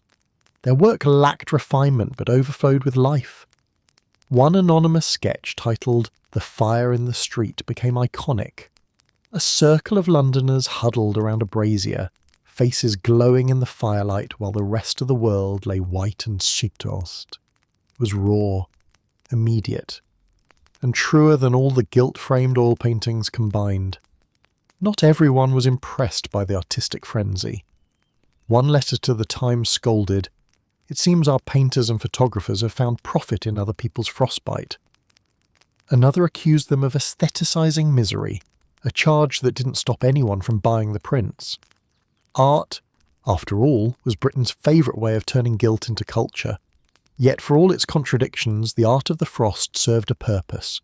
It documented a city at its most fragile and paradoxically most beautiful. The frozen bridges, the ghostly streets, the citizens caught between defiance and despair, all were preserved in brushstroke and silver nitrate. When the thaw finally came and the city returned to mud and motion, those images lingered. They became memory, myth, and, eventually, nostalgia. By spring, the exhibitions had begun. Galleries unveiled the Great Frost Collection, featuring works from every medium. Crowds gathered to admire the city they'd only recently cursed. They pointed at the paintings of ice-laden trees and said things like, "Ah, yes, wasn't it lovely?" as if the frost had been a quaint holiday rather than a national near-death experience. In the end, the artists had achieved what Victorians did best. They took suffering, wrapped it in elegance, and sold tickets to see it. The Great Frost may have numbed a generation, but through pen, brush, and camera lens, it became eternal. As one weary photographer told a reporter, wiping frost from his beard while developing another frozen plate, "Terrible season, sir, miserable to live through. but by God, what light! If there was ever a place that didn't need help being miserable, it was the Victorian workhouse. Designed to deter poverty by making survival feel like punishment, these grim institutions offered food without flavour, beds without comfort, and sermons without end. Yet when the Great Frost of 1895 swept across Britain, even the workhouses, those bastions of bureaucratic cruelty, discovered new depths of wretchedness. It was, as one inspector dryly noted, a bad season for both the body and the spirit. Inside those brick walls, where humanity was rationed alongside bread, the cold became an additional overseer. Ice formed on the window, inside the building. Drafts slipped through cracks in the stone, howling down corridors like invisible wardens. The air grew so frigid that inmates could see their breath while eating breakfast, which, ironically, helped prove they were still alive. Blankets were scarce, coal was precious, and compassion, as always, was in short supply. The daily routine didn't change, it just got harder. At dawn, the workhouse bell clanged, summoning men and women from their bunks, wooden boards dressed in the pretence of bedding, to begin their labour. Many awoke to frost-coated sheets, their fingers too stiff to lace their boots. One inmate recalled how you'd wake and the water jug by your bed was solid ice, so you'd use it for washing and clubbing your neighbour with equal success. Breakfast offered no relief. Gruel, that legendary Victorian staple, achieved new levels of culinary despair. It froze before it could be served, forcing cooks to chip it out in grey chunks. Some inmates joked they were eating gruel on the rocks. Bread, when available, had to be thawed near the stove, and the weak heat from the coals made it only slightly less brick-like. But no one dared complain. The frost may have numbed the body, but the master's cane was perfectly warm. The staff fared little better. Matrons huddled in shawls, clerks wrote their ledgers with trembling hands, and overseers stomped about in frustration, issuing orders mostly to remind themselves they were still in charge. The poorhouse boiler rooms became the centre of social life, places where workers and inmates alike lingered, pretending to check the fire while secretly thawing their toes. If hell froze over, it would have looked remarkably like this. The moral lectures continued, of course. The frost may have frozen the plumbing, but it couldn't stop the Victorians from moralising. Every night, the residents were gathered in the chapel for sermons about endurance, gratitude, and the virtue of suffering. The frost, preachers declared, is God's way of testing our resolve, to which one exhausted inmate reportedly muttered, "Then he's giving us an exam we can't afford to fail." Women and children suffered the most. The laundry rooms, usually warm from the steam of boiling linens, became ice caves when the water froze solid in the pipes. Laundry work stopped entirely for days, which meant no wages for the few who depended on those pennies. Children were bundled in rags, their noses perpetually red, their play reduced to scraping frost from the walls. One observer described them as little ghosts haunting corridors too cold for laughter. Even discipline softened, or rather, it tried to. Punishments like standing outside or solitary confinement in unheated cells were quietly abandoned after several near-fatal incidents. Instead, misbehaving inmates were sentenced to extra prayers, which in Victorian logic was somehow worse. Some workhouses attempted to introduce warming tasks, chopping wood, clearing snow, which at least gave men a reason to move and briefly feel their blood circulate. It was the only exercise programme ever motivated by hypothermia. The inspectors sent by the Poor Law Board documented the horrors with typical understatement. One report read, "Temperature within dormitory, 1 degrees. Number of blankets per inmate, 1.5. Number of fires, inadequate." Another noted, more dramatically, "The silence here is unlike that of peace. It is the silence of freezing." Yet amid all the bleakness, humanity flickered stubbornly. Nurses shared extra blankets with the frail. Guards turned blind eyes to forbidden fires lit in corners, and older inmates gave up portions of food to children. In one London poorhouse, a local tailor repaired the inmates' torn coats in his spare hours, sewing newspaper linings inside for warmth. "The only time I've ever been fashionable," one resident joked, "was when I wore the Times." Outside charities sometimes intervened. Churches delivered barrels of coal or soup, though never enough. Visitors wrote letters to Parliament demanding better heating. But reform came slowly, and by the time it did, the frost had already begun to thaw. The workhouses returned to their normal state of institutional misery, no longer icy, merely indifferent. When spring finally broke and the windows dripped with condensation instead of frost, the inmates regarded it with weary disbelief. The snow receded, the gruel returned to liquid form, and the sermons shifted back to their usual themes: temperance, thrift, and obedience. But for those who had endured the great frost behind those iron gates, the memory lingered. The cold had been more than weather. It had been proof that even civilization could freeze solid. Years later, one former inmate described it perfectly to a journalist. "It wasn't just the frost that hurt. It was how they said we should be thankful for it, that it built character. I still have the character. Would have preferred the coal." The Great Frost of 1895 didn't stop at freezing the Thames or silencing the factories. It reached every barn, kennel and stable in Britain. While Victorians worried about their frozen pipes and cold toes, an entire population of four-legged citizens was enduring an even bleaker fate. The frost did not discriminate. It froze the pampered poodle in Mayfair and the working plough horse in Yorkshire alike. And as one farmer grimly joked, "When even the cows give up on milk, you know it's serious." In the countryside, the situation bordered on catastrophic. Fields that had once provided fodder turned to slabs of white rock. The grass disappeared beneath ice, and hay supplies, already thin from the previous season, dwindled fast. Farmers spent their days breaking holes in frozen troughs with axes, only for them to refreeze before the animals could drink. One observer described the farms as silent but for the sound of hammers upon ice and the occasional bovine sigh of despair. Cows stopped producing milk altogether, partly from the cold, partly from sheer protest. Chickens, those hardy little capitalists, went on strike too. No eggs for weeks, just indignant clucking from beneath frozen feathers. Pigs, cleverer than their reputation suggested, buried themselves in straw and refused to come out. And horses, the backbone of both agriculture and transport, shivered beneath layers of blankets, their breath rising like steam from the boilers that no longer worked. Farmers improvised. They wrapped animals in old sacks and quilts, built makeshift windbreaks from barrels and planks, and lit small fires in the corners of barns, a dangerous but sometimes necessary gamble. One newspaper recounted the story of a farmer who nearly roasted his best mare while attempting to thaw her. She survived, though slightly singed and probably offended.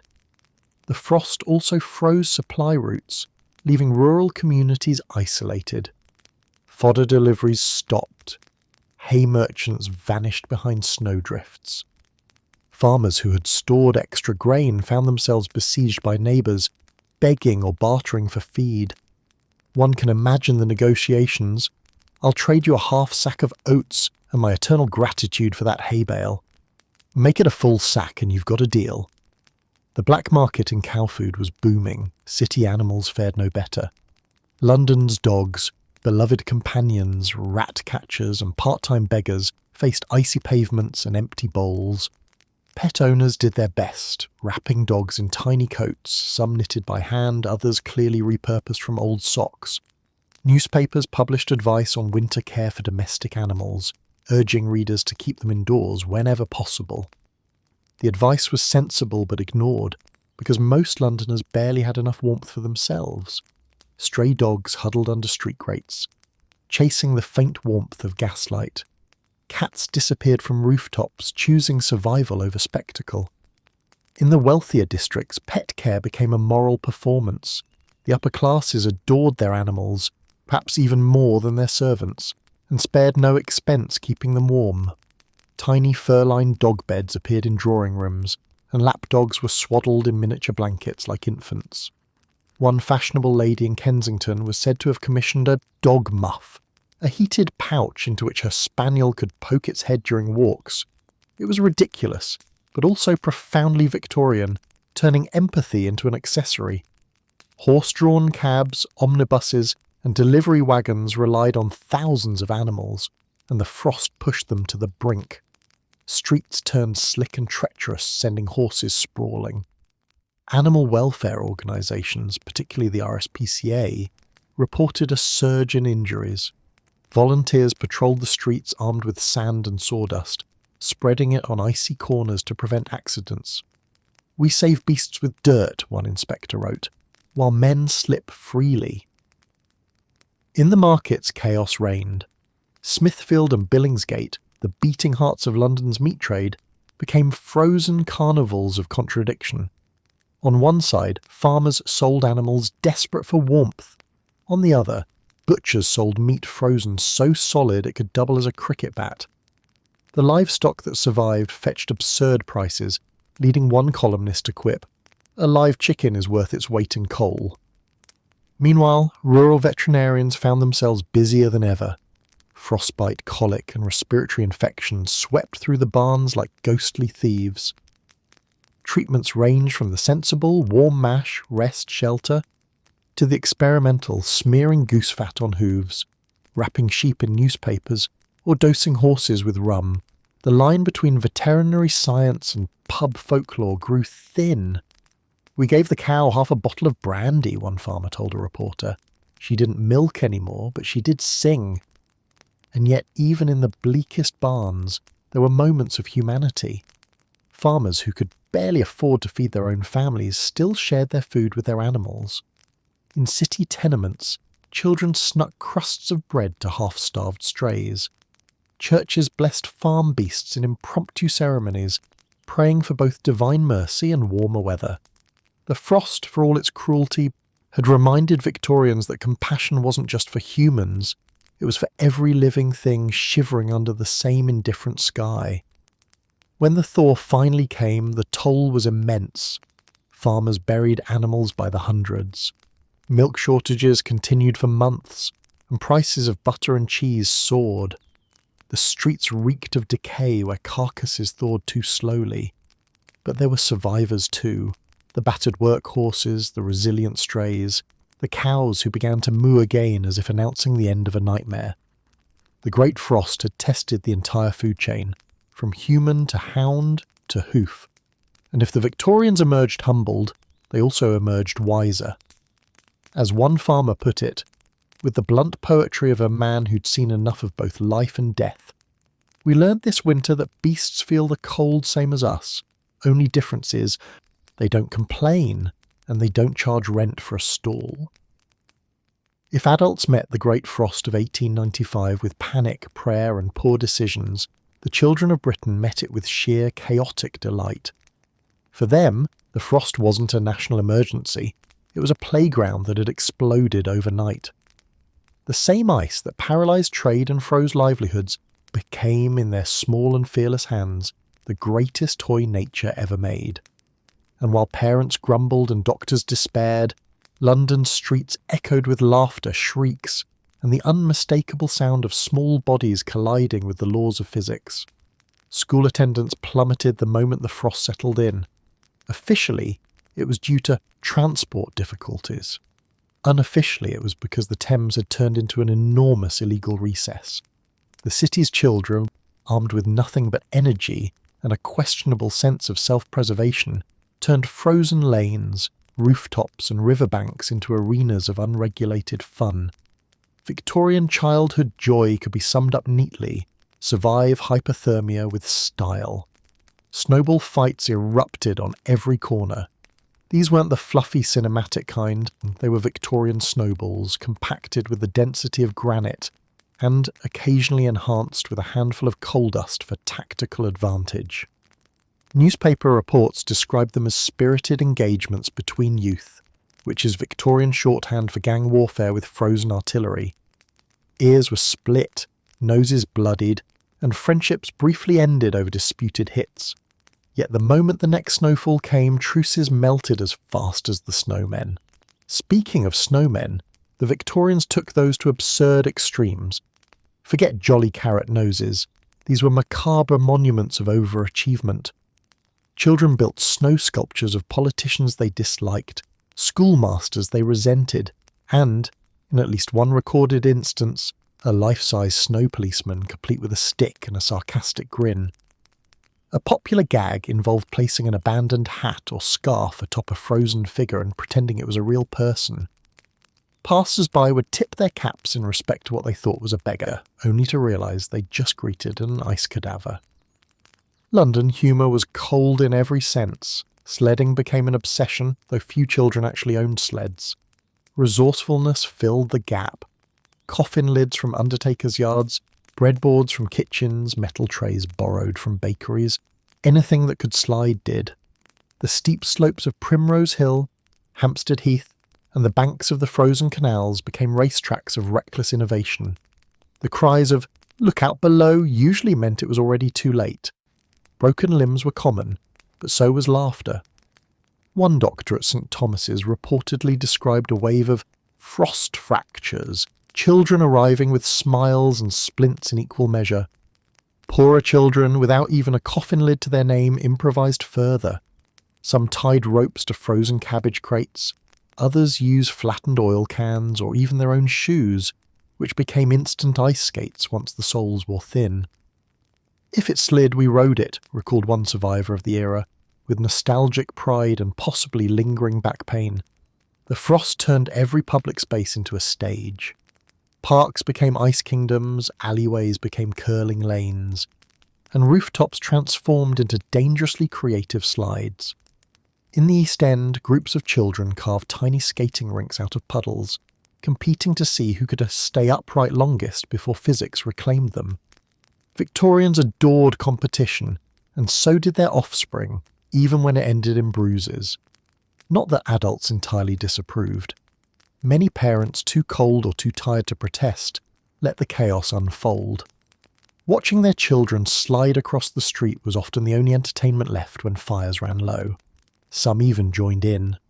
Reports from Manchester describe factory workers playing ice cricket, where the ball bounced unpredictably, and victory depended mostly on staying upright. A local paper summed it up best. Morale remained strong, teeth somewhat less so. For working-class children, the frost offered something beyond fun, freedom. Many spent their days labouring in workshops or hawking goods on the streets, but when the frost halted business, so did their burdens. No one was buying newspapers, no one was hiring errand boys, and so for once they were allowed to be simply children. They played from dawn to dusk, returning home soaked, frozen, and incandescently happy. Their laughter echoing through the alleyways became the city's only sign of warmth. Of course, the frost also carried its dangers. Thin ice claimed lives every winter, and 1895 was no exception.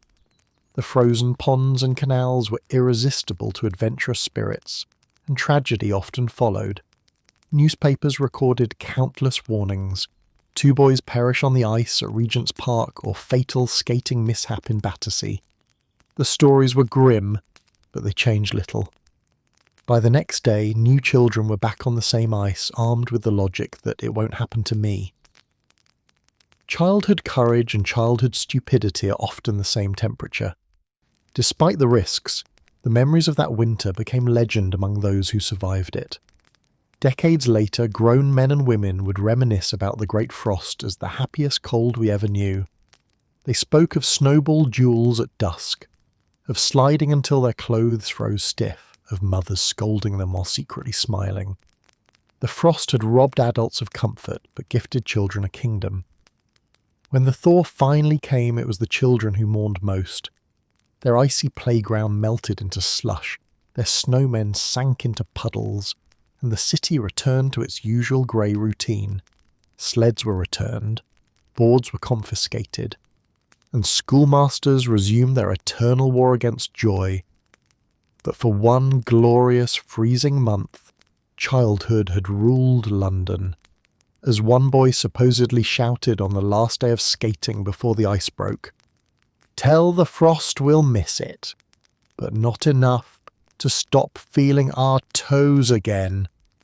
If there was one thing the Victorians refused to abandon, even when the world itself turned to ice, it was church attendance.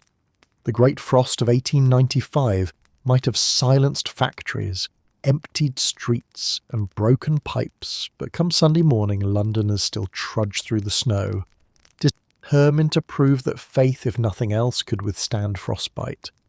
And so, through the bitter air, bells tolled across the city, each one sounding less like a call to worship and more like a warning.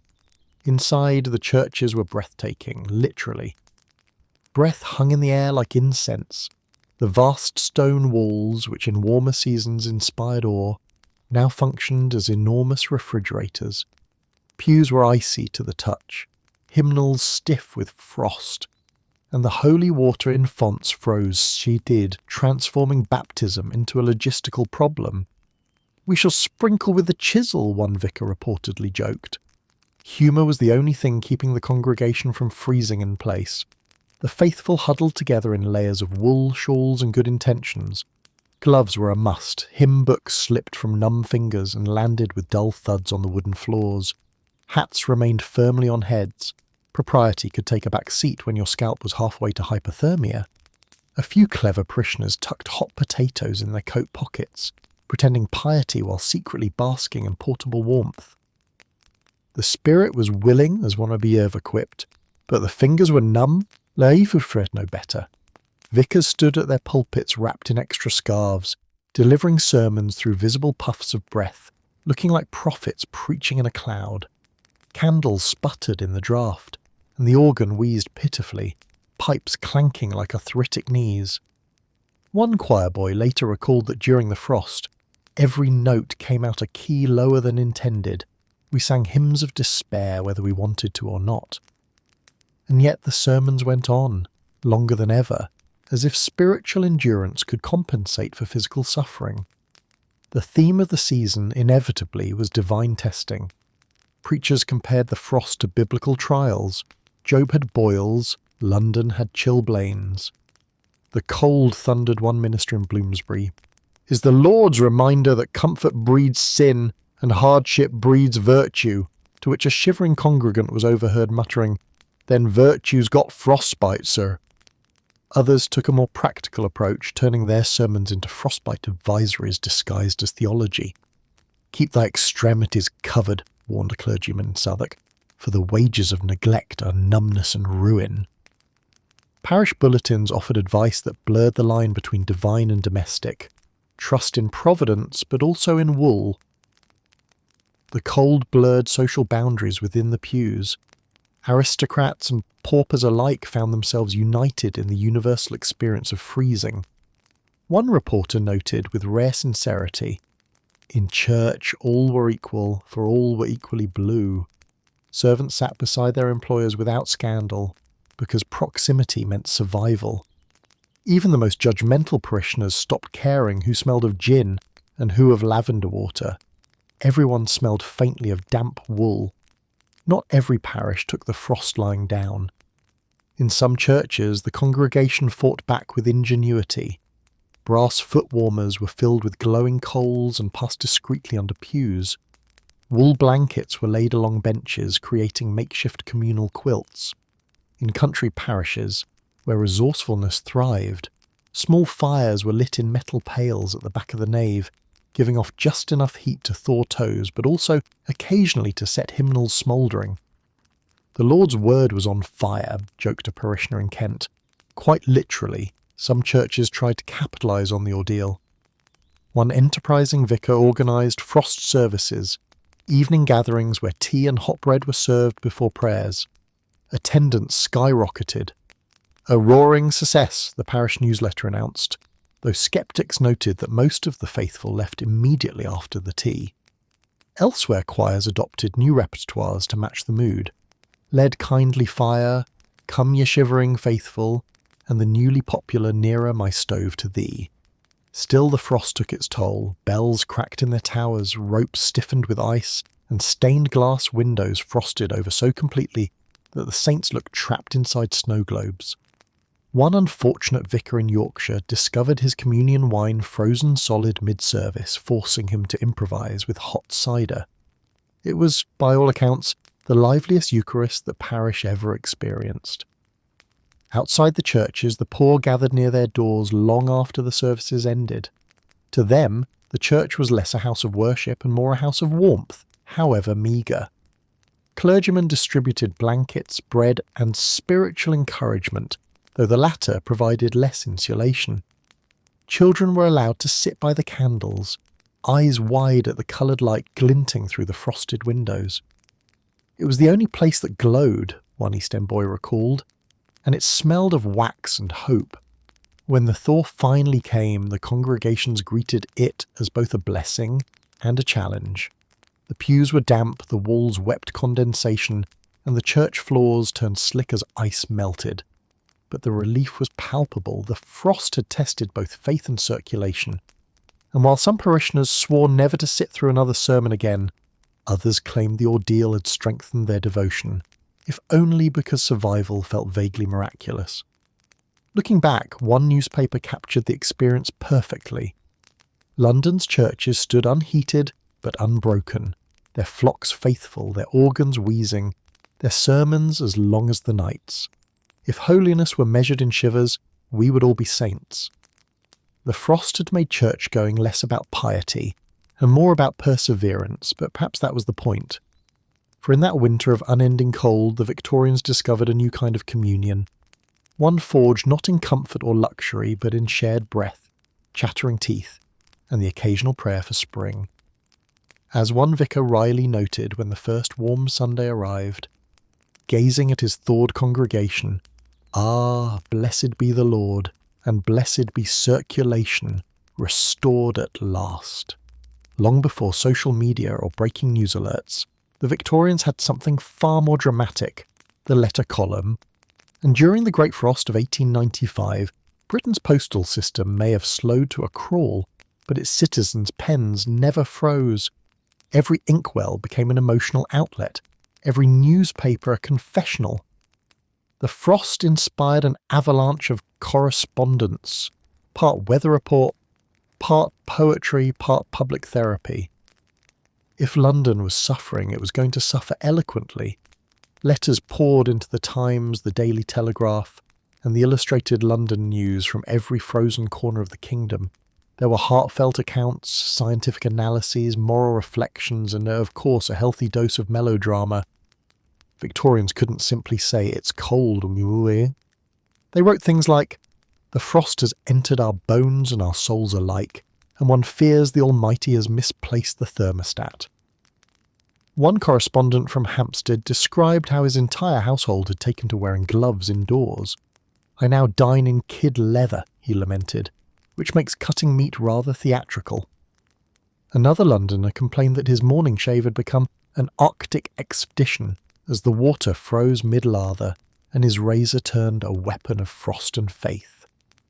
A lady from Bloomsbury confessed in print that she'd begun sleeping in her fur cape to preserve both life and dignity. It was Victorian suffering, but with impeccable grammar. The newspapers thrived on this public performance of misery. Editors encouraged it, printing the most vivid letters with gleeful headlines. "A lady's experience of frozen laundry," or "Tea turns to ice in mid-pour, an eyewitness account." These were not simply reports, they were theatre. Readers devoured each tale, nodding in sympathy while quietly hoping their own misfortunes would be published next. Nothing said "respectable citizen" quite like having your frostbite described in the Times.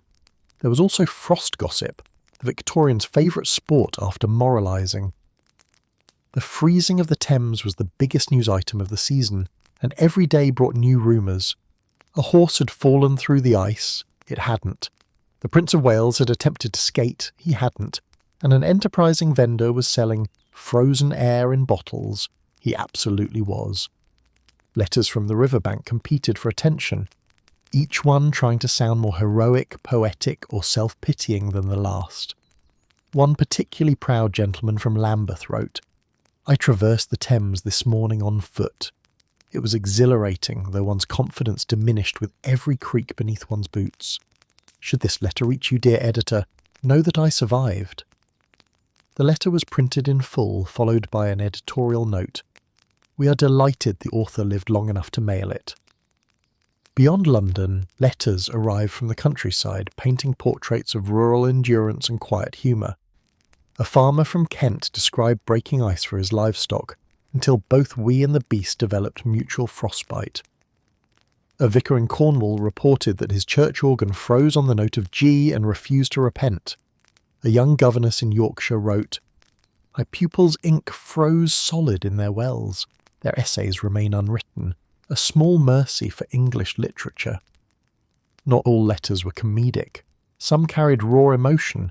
Reports of heroism filled the pages, of men who risked their lives rescuing children who fell through thin ice, of railway workers braving storms to clear tracks, of nurses walking miles through snow to reach patients.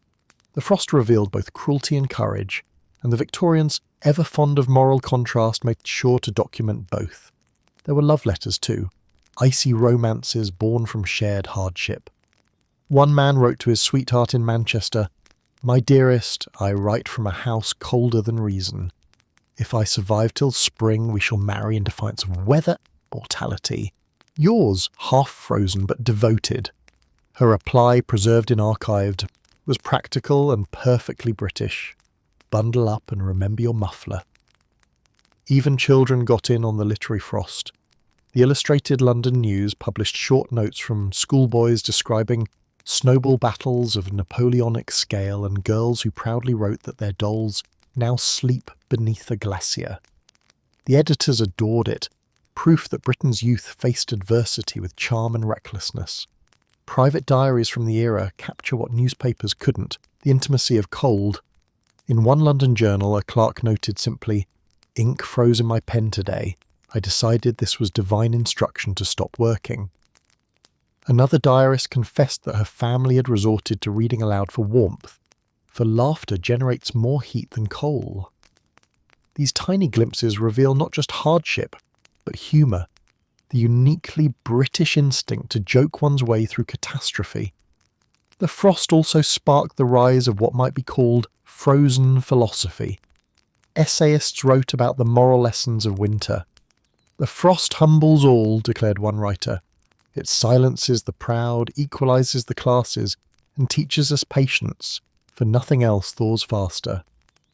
The Victorians loved turning inconvenience into metaphor. It was how they coped without central heating. When the thaw finally came, the letter columns filled again, this time with gratitude, nostalgia, and a touch of smugness. Survivors congratulated one another in print. "We have endured and emerged." Others complained about the aftermath, the floods, the mud, the smell. "The frost has melted," one weary reader wrote, "but London still feels damp in spirit."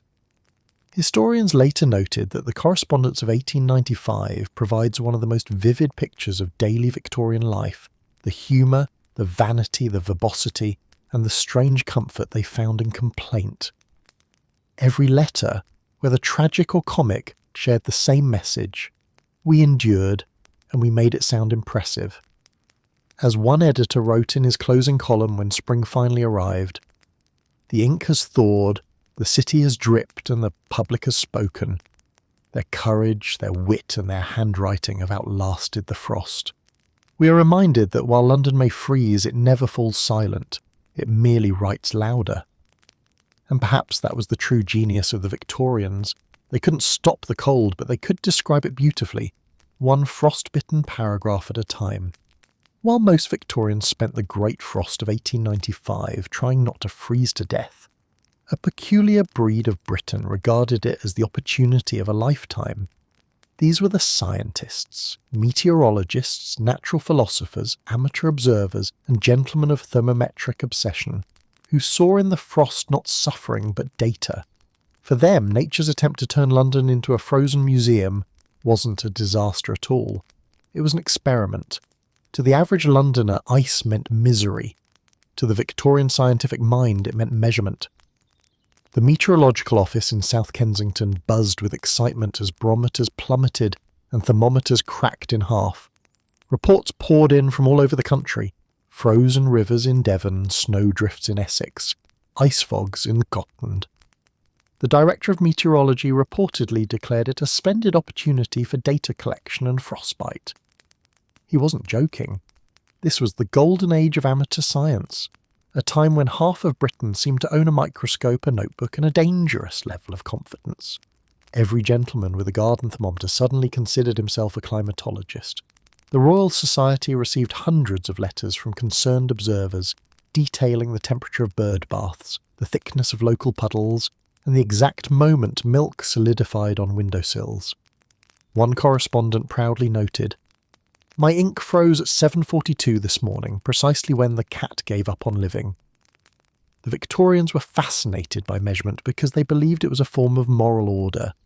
If the world could be recorded, it could be understood, even if the recording required standing outdoors in -10 degrees. Across Britain, amateur meteorological clubs sprang into action. Members wrapped scarves around their necks, marched into blizzards, and solemnly recorded numbers that no one would ever read again. Many froze their pens solid in the process.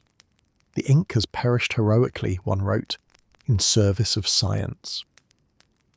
Meteorologists of the period were both admirably dedicated and questionably sane.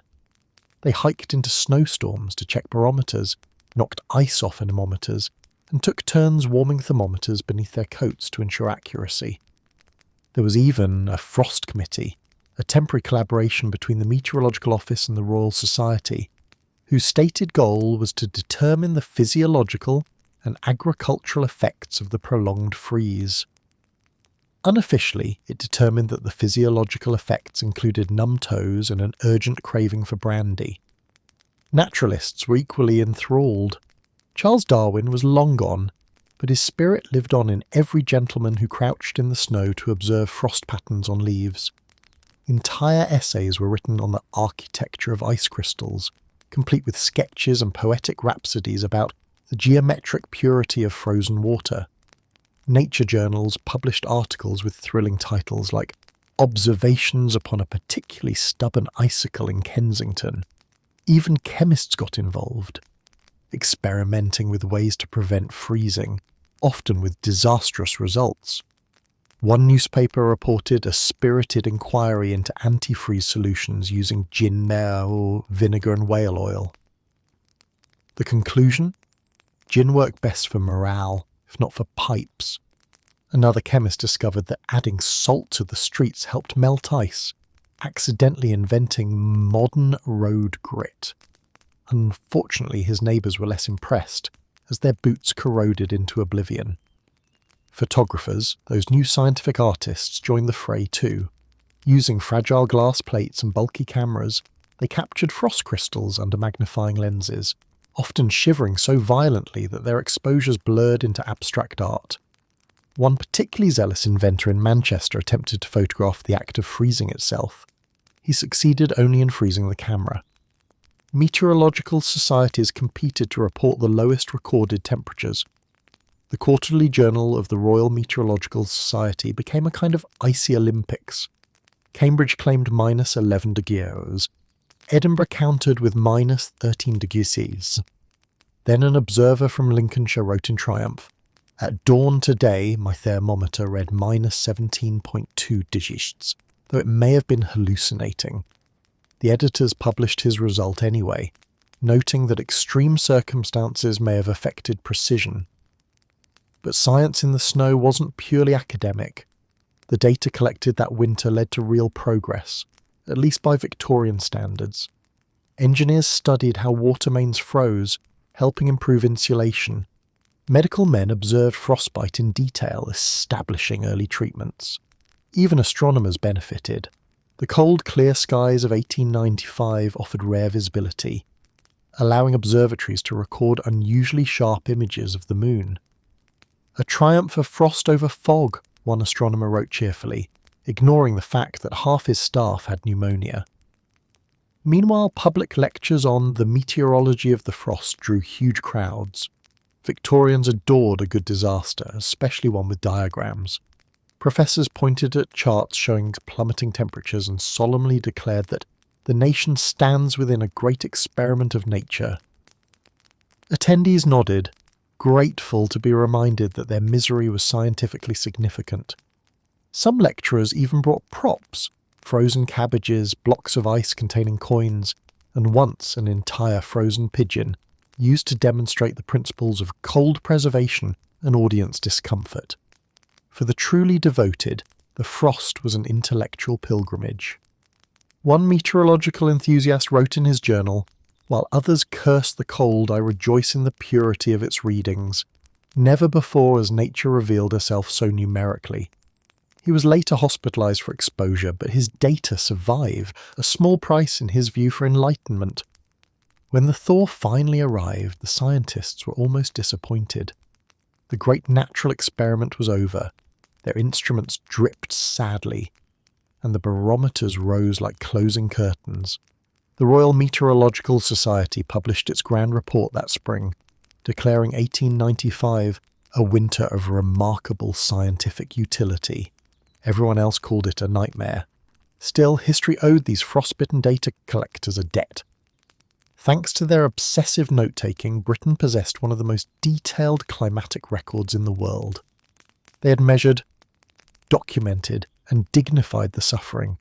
They had also proven, once again, that Victorians would endure almost anything as long as they could write a paper about it afterward.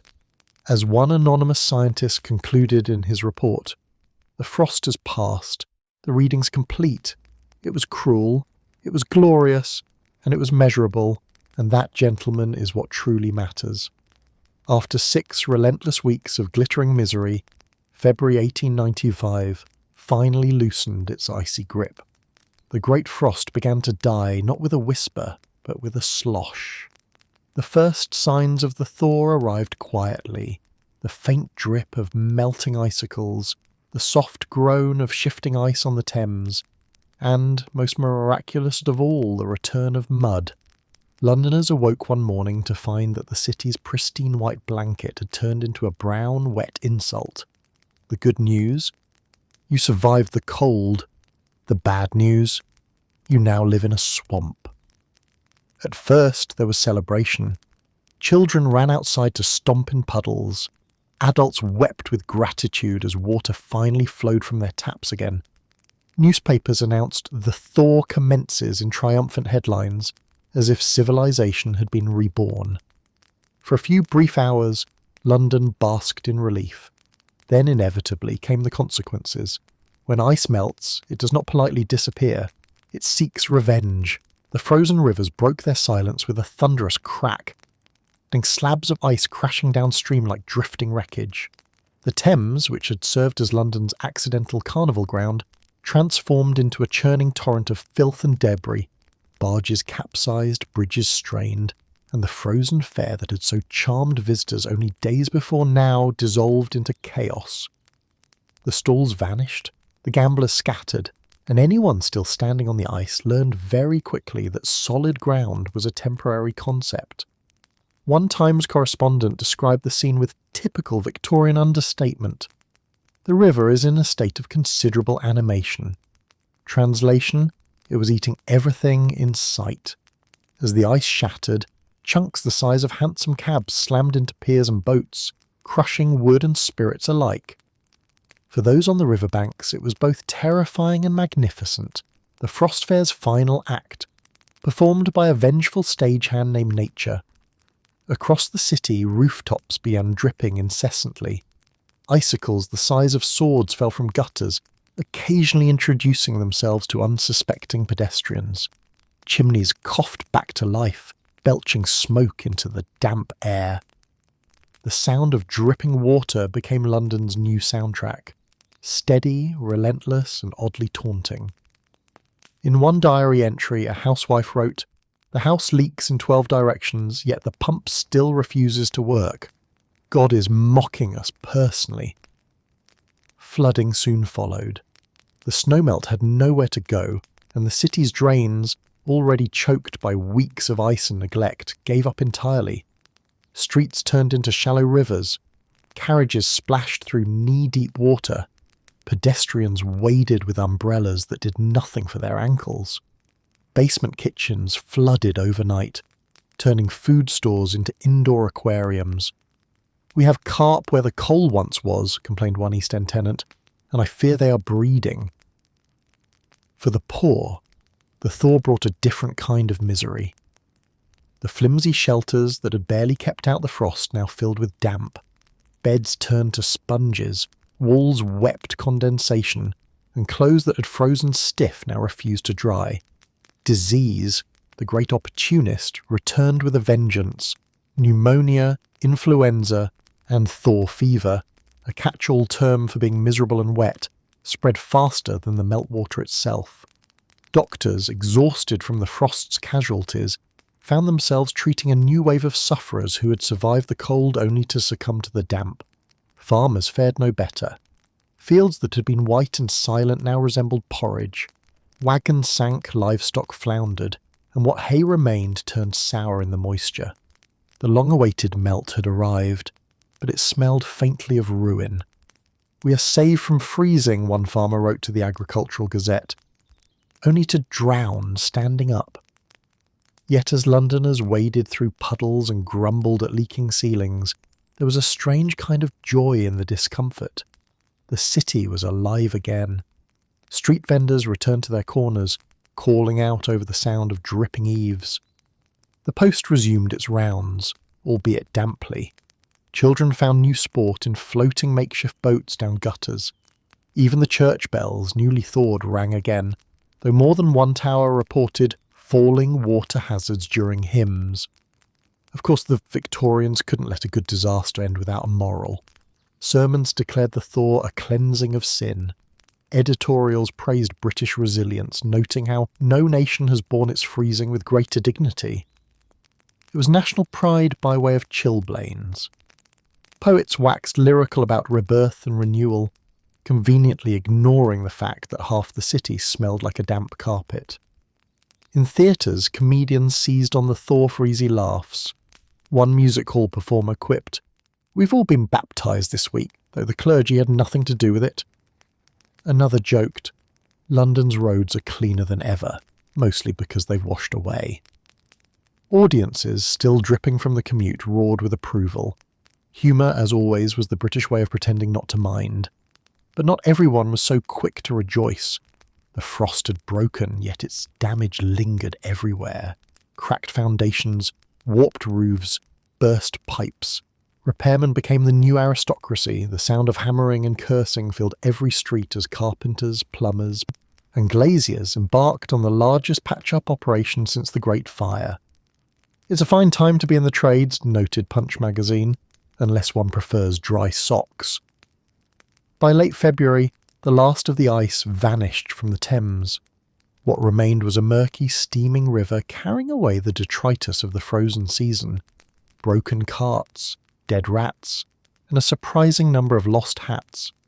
The frost had come like a conqueror and left like a flood. London, damp but undefeated, began to dry out, creaking and sighing as if waking from a long, unpleasant dream. When asked months later to recall the Great Frost, one weary Londoner summed it up perfectly. "First, we froze to death. Then we drowned. And yet somehow we called it progress." When the last icicle finally melted and the puddles began to retreat, Britain emerged, blinking into a soggy, uncertain spring, and quickly realised that the Great Frost of 1895 had left behind more than cracked windows and damp boots. Beneath the cheerful newspaper headlines about the return of sunshine lay a quieter disaster, an economy frozen to the bone. The frost had touched every sector, agriculture, industry, trade and labour, and it left behind an invisible chill that lingered long after the snow had gone. For weeks the Empire's mighty gears had ground to a halt. Factories stood silent, their machinery stiff with rust and ice. Railway lines warped, roads split apart, and bridges strained under the pressure of thawing rivers. The cost of repairs soared into the millions of pounds, an amount that would make even the most patriotic Victorian clutch his cravat. Municipal governments scrambled to patch the damage, borrowing funds, raising taxes, and praying that the next winter would behave itself. The great industrial cities that had once pulsed with steam and noise found themselves limping back to life, coughing up the soot of stagnation. For the working poor, the frost had been more than an inconvenience. It had been financial ruin. Thousands of labourers had been idle during the freeze. Builders couldn't build, dockhands couldn't dock, and street vendors couldn't vend. The coal shortage had already driven prices sky high, and the subsequent flooding destroyed what little fuel remained. When the thaw came, so did the bills. Rent was due, wages were gone, and the promise of spring felt more like a cruel joke. "We survived the frost," one dock worker reportedly said. But not the month after. Rural Britain fared no better. The frost had devastated crops from Kent to Cornwall. Cabbages froze solid, potatoes rotted underground, and fruit trees split from the cold, their sap turned to crystal. The following harvest would be a fraction of its usual yield. Farmers who had barely scraped through winter now faced bankruptcy. Entire dairy farms went under after livestock starved or froze, their herds decimated. One Somerset farmer told the Agricultural Gazette that his cows had the courtesy to die quietly, as if apologising for the inconvenience. The paper found the quote inspiring, the farmer found it useless. The frost also froze global commerce. Britain, as the world's industrial hub, relied on constant movement, ships docking, trains arriving, goods exchanged. But when the Thames froze, the empire's arteries clogged. Imports of food, coal and raw materials stalled for weeks, creating shortages across the country. Coffee houses ran out of coffee, mills ran out of cotton, and grocers ran out of patience. Even after the thaw, the shipping industry took months to recover. Insurance claims poured in for lost cargo, sunken barges and damaged ships. Lloyd's of London processed so many claims that they briefly considered adding a new category: frozen beyond all reason. Then there was the small matter of public works. Burst water mains, collapsed sewers, and frost-cracked paving stones turned cities into engineering nightmares. Councils spent months and fortunes on repairs. Road crews became the unsung heroes of the post-frost world, and trudging through ankle-deep mud, filling holes, and patching bridges while the rest of the city complained that everything still leaked. Londoners, ever ready with sarcasm, called it the season of the shovel. The ripple effects reached the stock market too. Investors panicked as reports of crop failures and industrial damage flooded in. Agricultural shares plummeted. Coal and gas companies soared, briefly transforming fuel tycoons into the villains of the hour. One cartoon in Punch showed a smug coal merchant sitting atop a mountain of money captioned, "The only man warmed by winter." Meanwhile, bankers fretted about unpaid loans from ruined farmers and merchants. "The frost has chilled even credit," wrote one financial columnist, proving that even accountants could be poetic when miserable. In cities like Manchester and Birmingham, small manufacturers collapsed under the strain. Textile mills had lost weeks of production, and many couldn't recover their overseas contracts. Some switched to making simpler goods, blankets, mittens, and anything else that could remind the public of their recent trauma. "We are now selling memory," said one Manchester merchant, unveiling a line of frostier woolens. They sold well, though mostly to people who had sworn never to endure winter again without proper insulation. The government, in true Victorian fashion, responded with both bureaucracy and optimism. Committees were formed, inquiries held, and reports produced, all concluding that the frost was a most instructive natural occurrence, albeit economically inconvenient. Parliament debated relief measures, but mostly agreed that the private market should sort itself out. The frost had been an act of God, they declared, which made it no one's fault and everyone's problem. Insurance companies happily adopted the same phrase, filing every denied claim under divine mischief. Yet amid the chaos, there were small pockets of ingenuity. Some businesses adapted. Blacksmiths found steady work repairing broken wheels and cracked iron fittings. Builders developed new techniques for frost-resistant bricks. A few far-sighted entrepreneurs even began experimenting with cold storage. using the lingering chill to preserve food. One grocer in Holborn advertised naturally refrigerated beef, proudly claiming it would keep indefinitely, or at least until the next thaw. The frost, in its cruel way, had sparked a revolution in refrigeration. For everyday Britons, though, recovery was slow. Wages remained low, debts piled high, and the price of basic goods soared. The poor who had barely endured winter now faced a spring of hunger. Charitable organisations reported record appeals, while pawn shops filled with the remnants of people's survival, blankets, tools, even wedding rings. The frost might have melted, but poverty had not. By the summer of 1895, the economy had largely thawed, but the nation's confidence hadn't. People spoke of the Great Chill as a lesson in humility, a reminder that progress could be undone by a single bad season. Farmers, merchants, and clerks alike now glanced nervously at every drop in temperature. Britain, the empire of steam and steel, had been brought to its knees by frozen water. One weary editor summed it up best in the Morning Post. The frost has departed, but its ghost lingers in our ledgers. We have learned that nature charges interest, and her rates are merciless. For an empire that prided itself on ruling the world, the Great Frost of 1895 was an inconvenient reminder that Britain couldn't even rule its own weather. While London was buried in snowdrifts and Scotland froze into a landscape of glass, the rest of the British Empire looked on with a mixture of sympathy, disbelief, and, let's be honest, amusement. From Calcutta to Cape Town, colonial newspapers gleefully published headlines like "The Frozen Motherland" and "The Empire on Ice." It was the rare occasion when Britain, the imperial parent, became the butt of the joke. Across the empire, the news of the frost arrived slowly, carried by ships delayed by the very phenomenon they reported. The telegraph lines, crackling across continents, brought snippets of dramatic prose from London. The Thames is solid, London a glacier, citizens skating to market.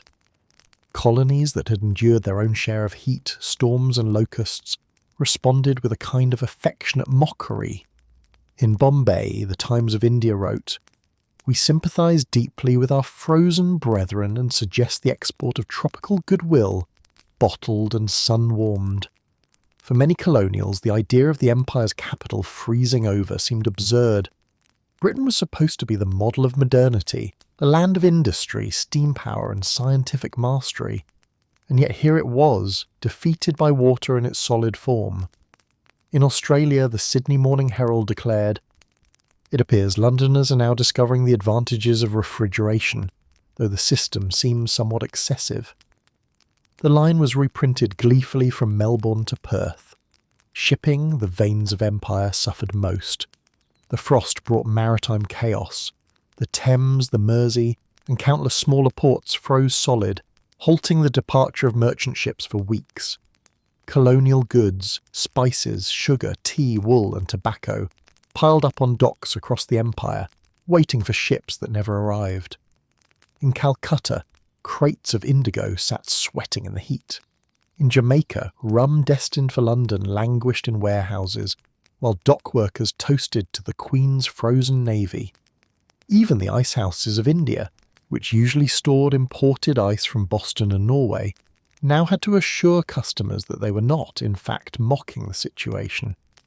The empire's administrators, scattered across far warmer territories, followed the news with both fascination and logistical dread.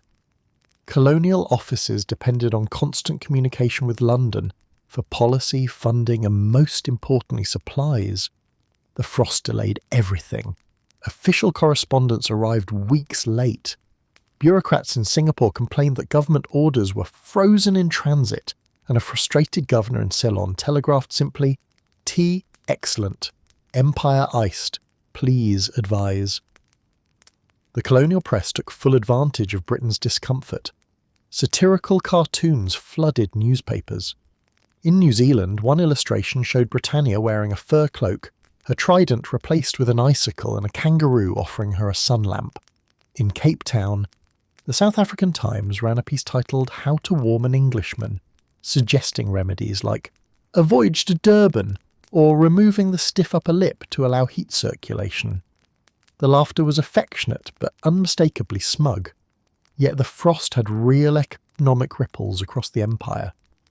With trade frozen literally, colonial markets felt the squeeze, prices of British goods surged, imported machinery and textiles became scarce. In Canada, lumber exports stalled as frozen ports delayed shipments, and farmers grumbled that even Britain's misfortunes managed to trickle downhill. When London sneezes, one Montreal paper quipped, we catch the frostbite. Meanwhile, the British expatriate communities abroad tried to maintain dignity in the face of teasing. Colonial clubs hosted Frozen England parties, complete with mock ice sculptures, cold soups, and guests encouraged to wear shawls. One socialite in Calcutta even threw a Thames fair ball decorating her garden with fake snow made from shredded paper. It was the closest anyone in India had come to skating without melting. But not everyone was laughing. The frost disrupted the empire's military logistics too. British garrisons awaiting supplies from home went short on uniforms, food and mail. In Egypt, soldiers reported receiving Christmas cards in late February and boots 2 sizes too small. Perhaps shrunk in sympathy with the motherland, one officer joked in a letter. The War Office, embarrassed, blamed climatic interference of unprecedented severity. Translation: it's too cold to function. Even the colony's weather scientists joined in. Meteorological stations from Canada to Mauritius sent in comparative reports, noting smugly that temperatures remain comfortably above freezing. In Canada of all places, newspapers gloated that Britain's frost was child's play compared to a standard Ottawa winter. Perhaps, wrote one editor, Her Majesty's subjects in London might benefit from a course of instruction in Canadian survival. The Empire's poets also found inspiration in the Frozen Fiasco. A paper in Calcutta published a verse titled The Icy Queen, describing London as a jewel locked in frost's embrace. In Sydney, a cheekier poem declared, They rule the waves, but not the ice. The Thames now mocks their paradise. Even colonial missionaries found moral lessons in it all, claiming the frost was divine punishment for the decadence of the metropolis. They neglected to mention that most of them wrote this while drinking iced lemonade under palm trees. But beneath the laughter lay an undercurrent of something more serious, a shift in perception. The Great Frost revealed how dependent the empire truly was on its centre, and how fragile that centre could be. When London froze, the colonies didn't just chuckle, they realised the mighty imperial machine could, in fact, break down. It was a small crack in the illusion of invincibility. By April, as trade resumed and letters finally caught up, colonial papers printed their final commentaries. Most were witty farewells to the episode, gentle reminders that even empires are not immune to weather. Let this frost be a lesson, wrote the Bombay Gazette, that the sun may never set on the British Empire, but it certainly refuses to rise over its plumbing. And in London, officials tried to pretend they hadn't noticed the laughter echoing across the seas.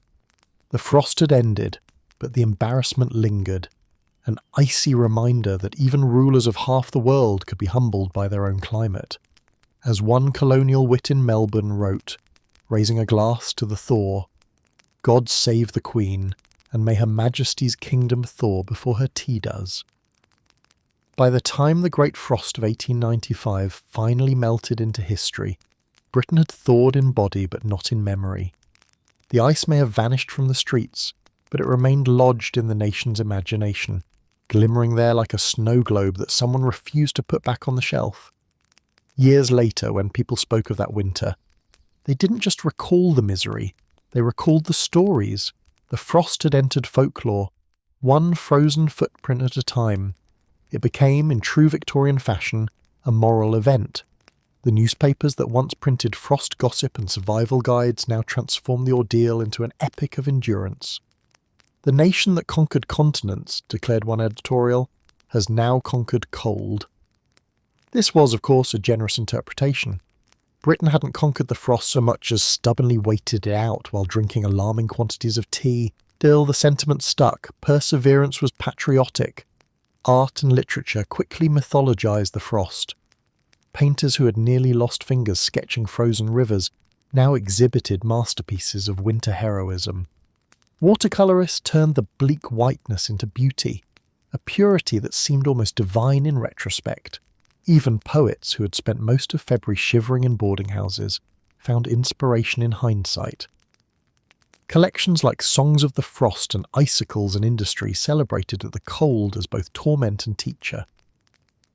It was the year Britain learned that tea doesn't solve everything, but it helps. In the years that followed, the frost became a touchstone of Victorian identity.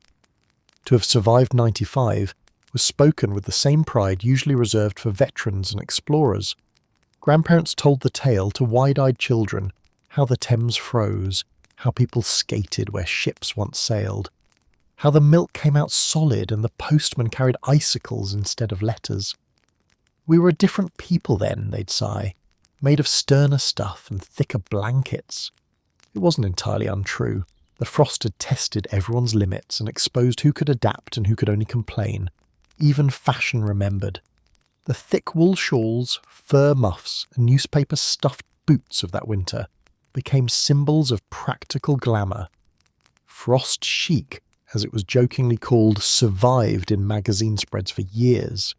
Tailors even marketed the 95 coat, a sturdy overcoat guaranteed to endure any winter short of divine wrath. Housewives, meanwhile, preserved recipes from that frozen era.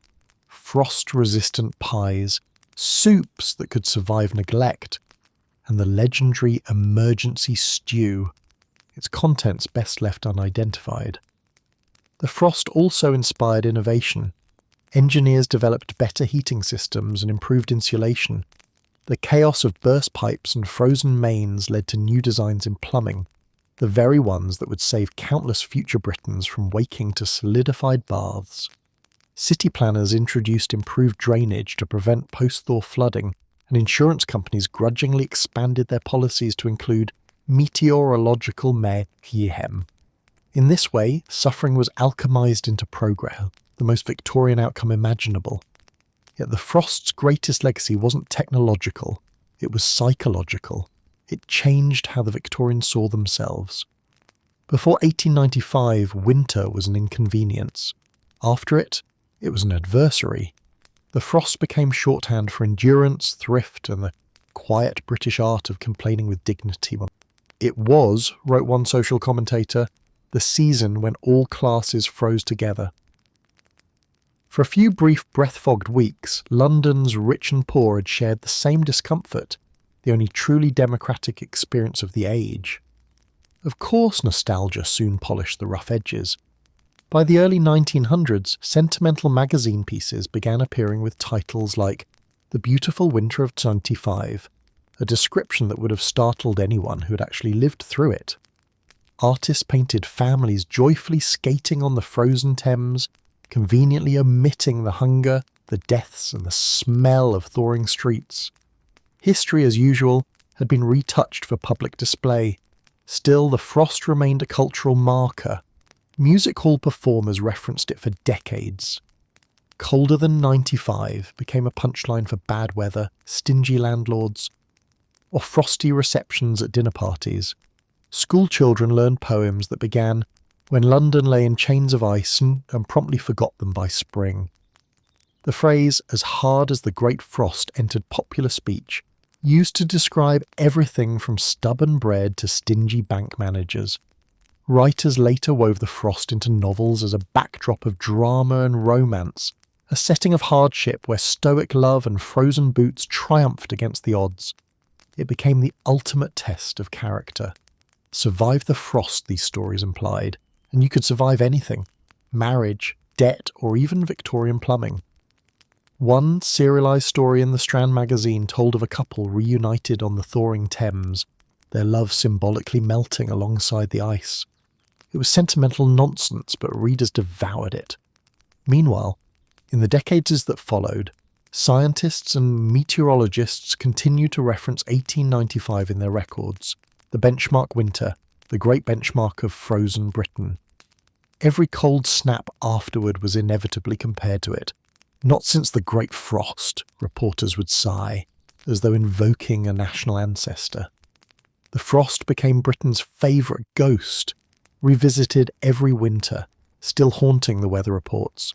And like all great British disasters, it ended up being quietly celebrated. In Night 20, on the frost's 25th anniversary, newspapers ran commemorative columns filled with nostalgic quotes and lightly absurd reflections. One editor wrote, "We shall not see its like again, and should be careful what we wish for." A few opportunistic entrepreneurs even sold Frost of '95 souvenir postcards, featuring scenes of skating, snow, and smug captions like "England's coolest hour."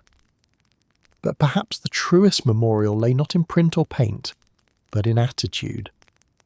The frost reminded Victorians that progress did not make them immune to nature's moods. For all their factories and empires, they were still a people forever talking about the weather, still sipping tea as their world froze outside, still finding humour where there should have been despair. When one elderly survivor was interviewed near the century's end, she summed up the entire event with perfect British understatement.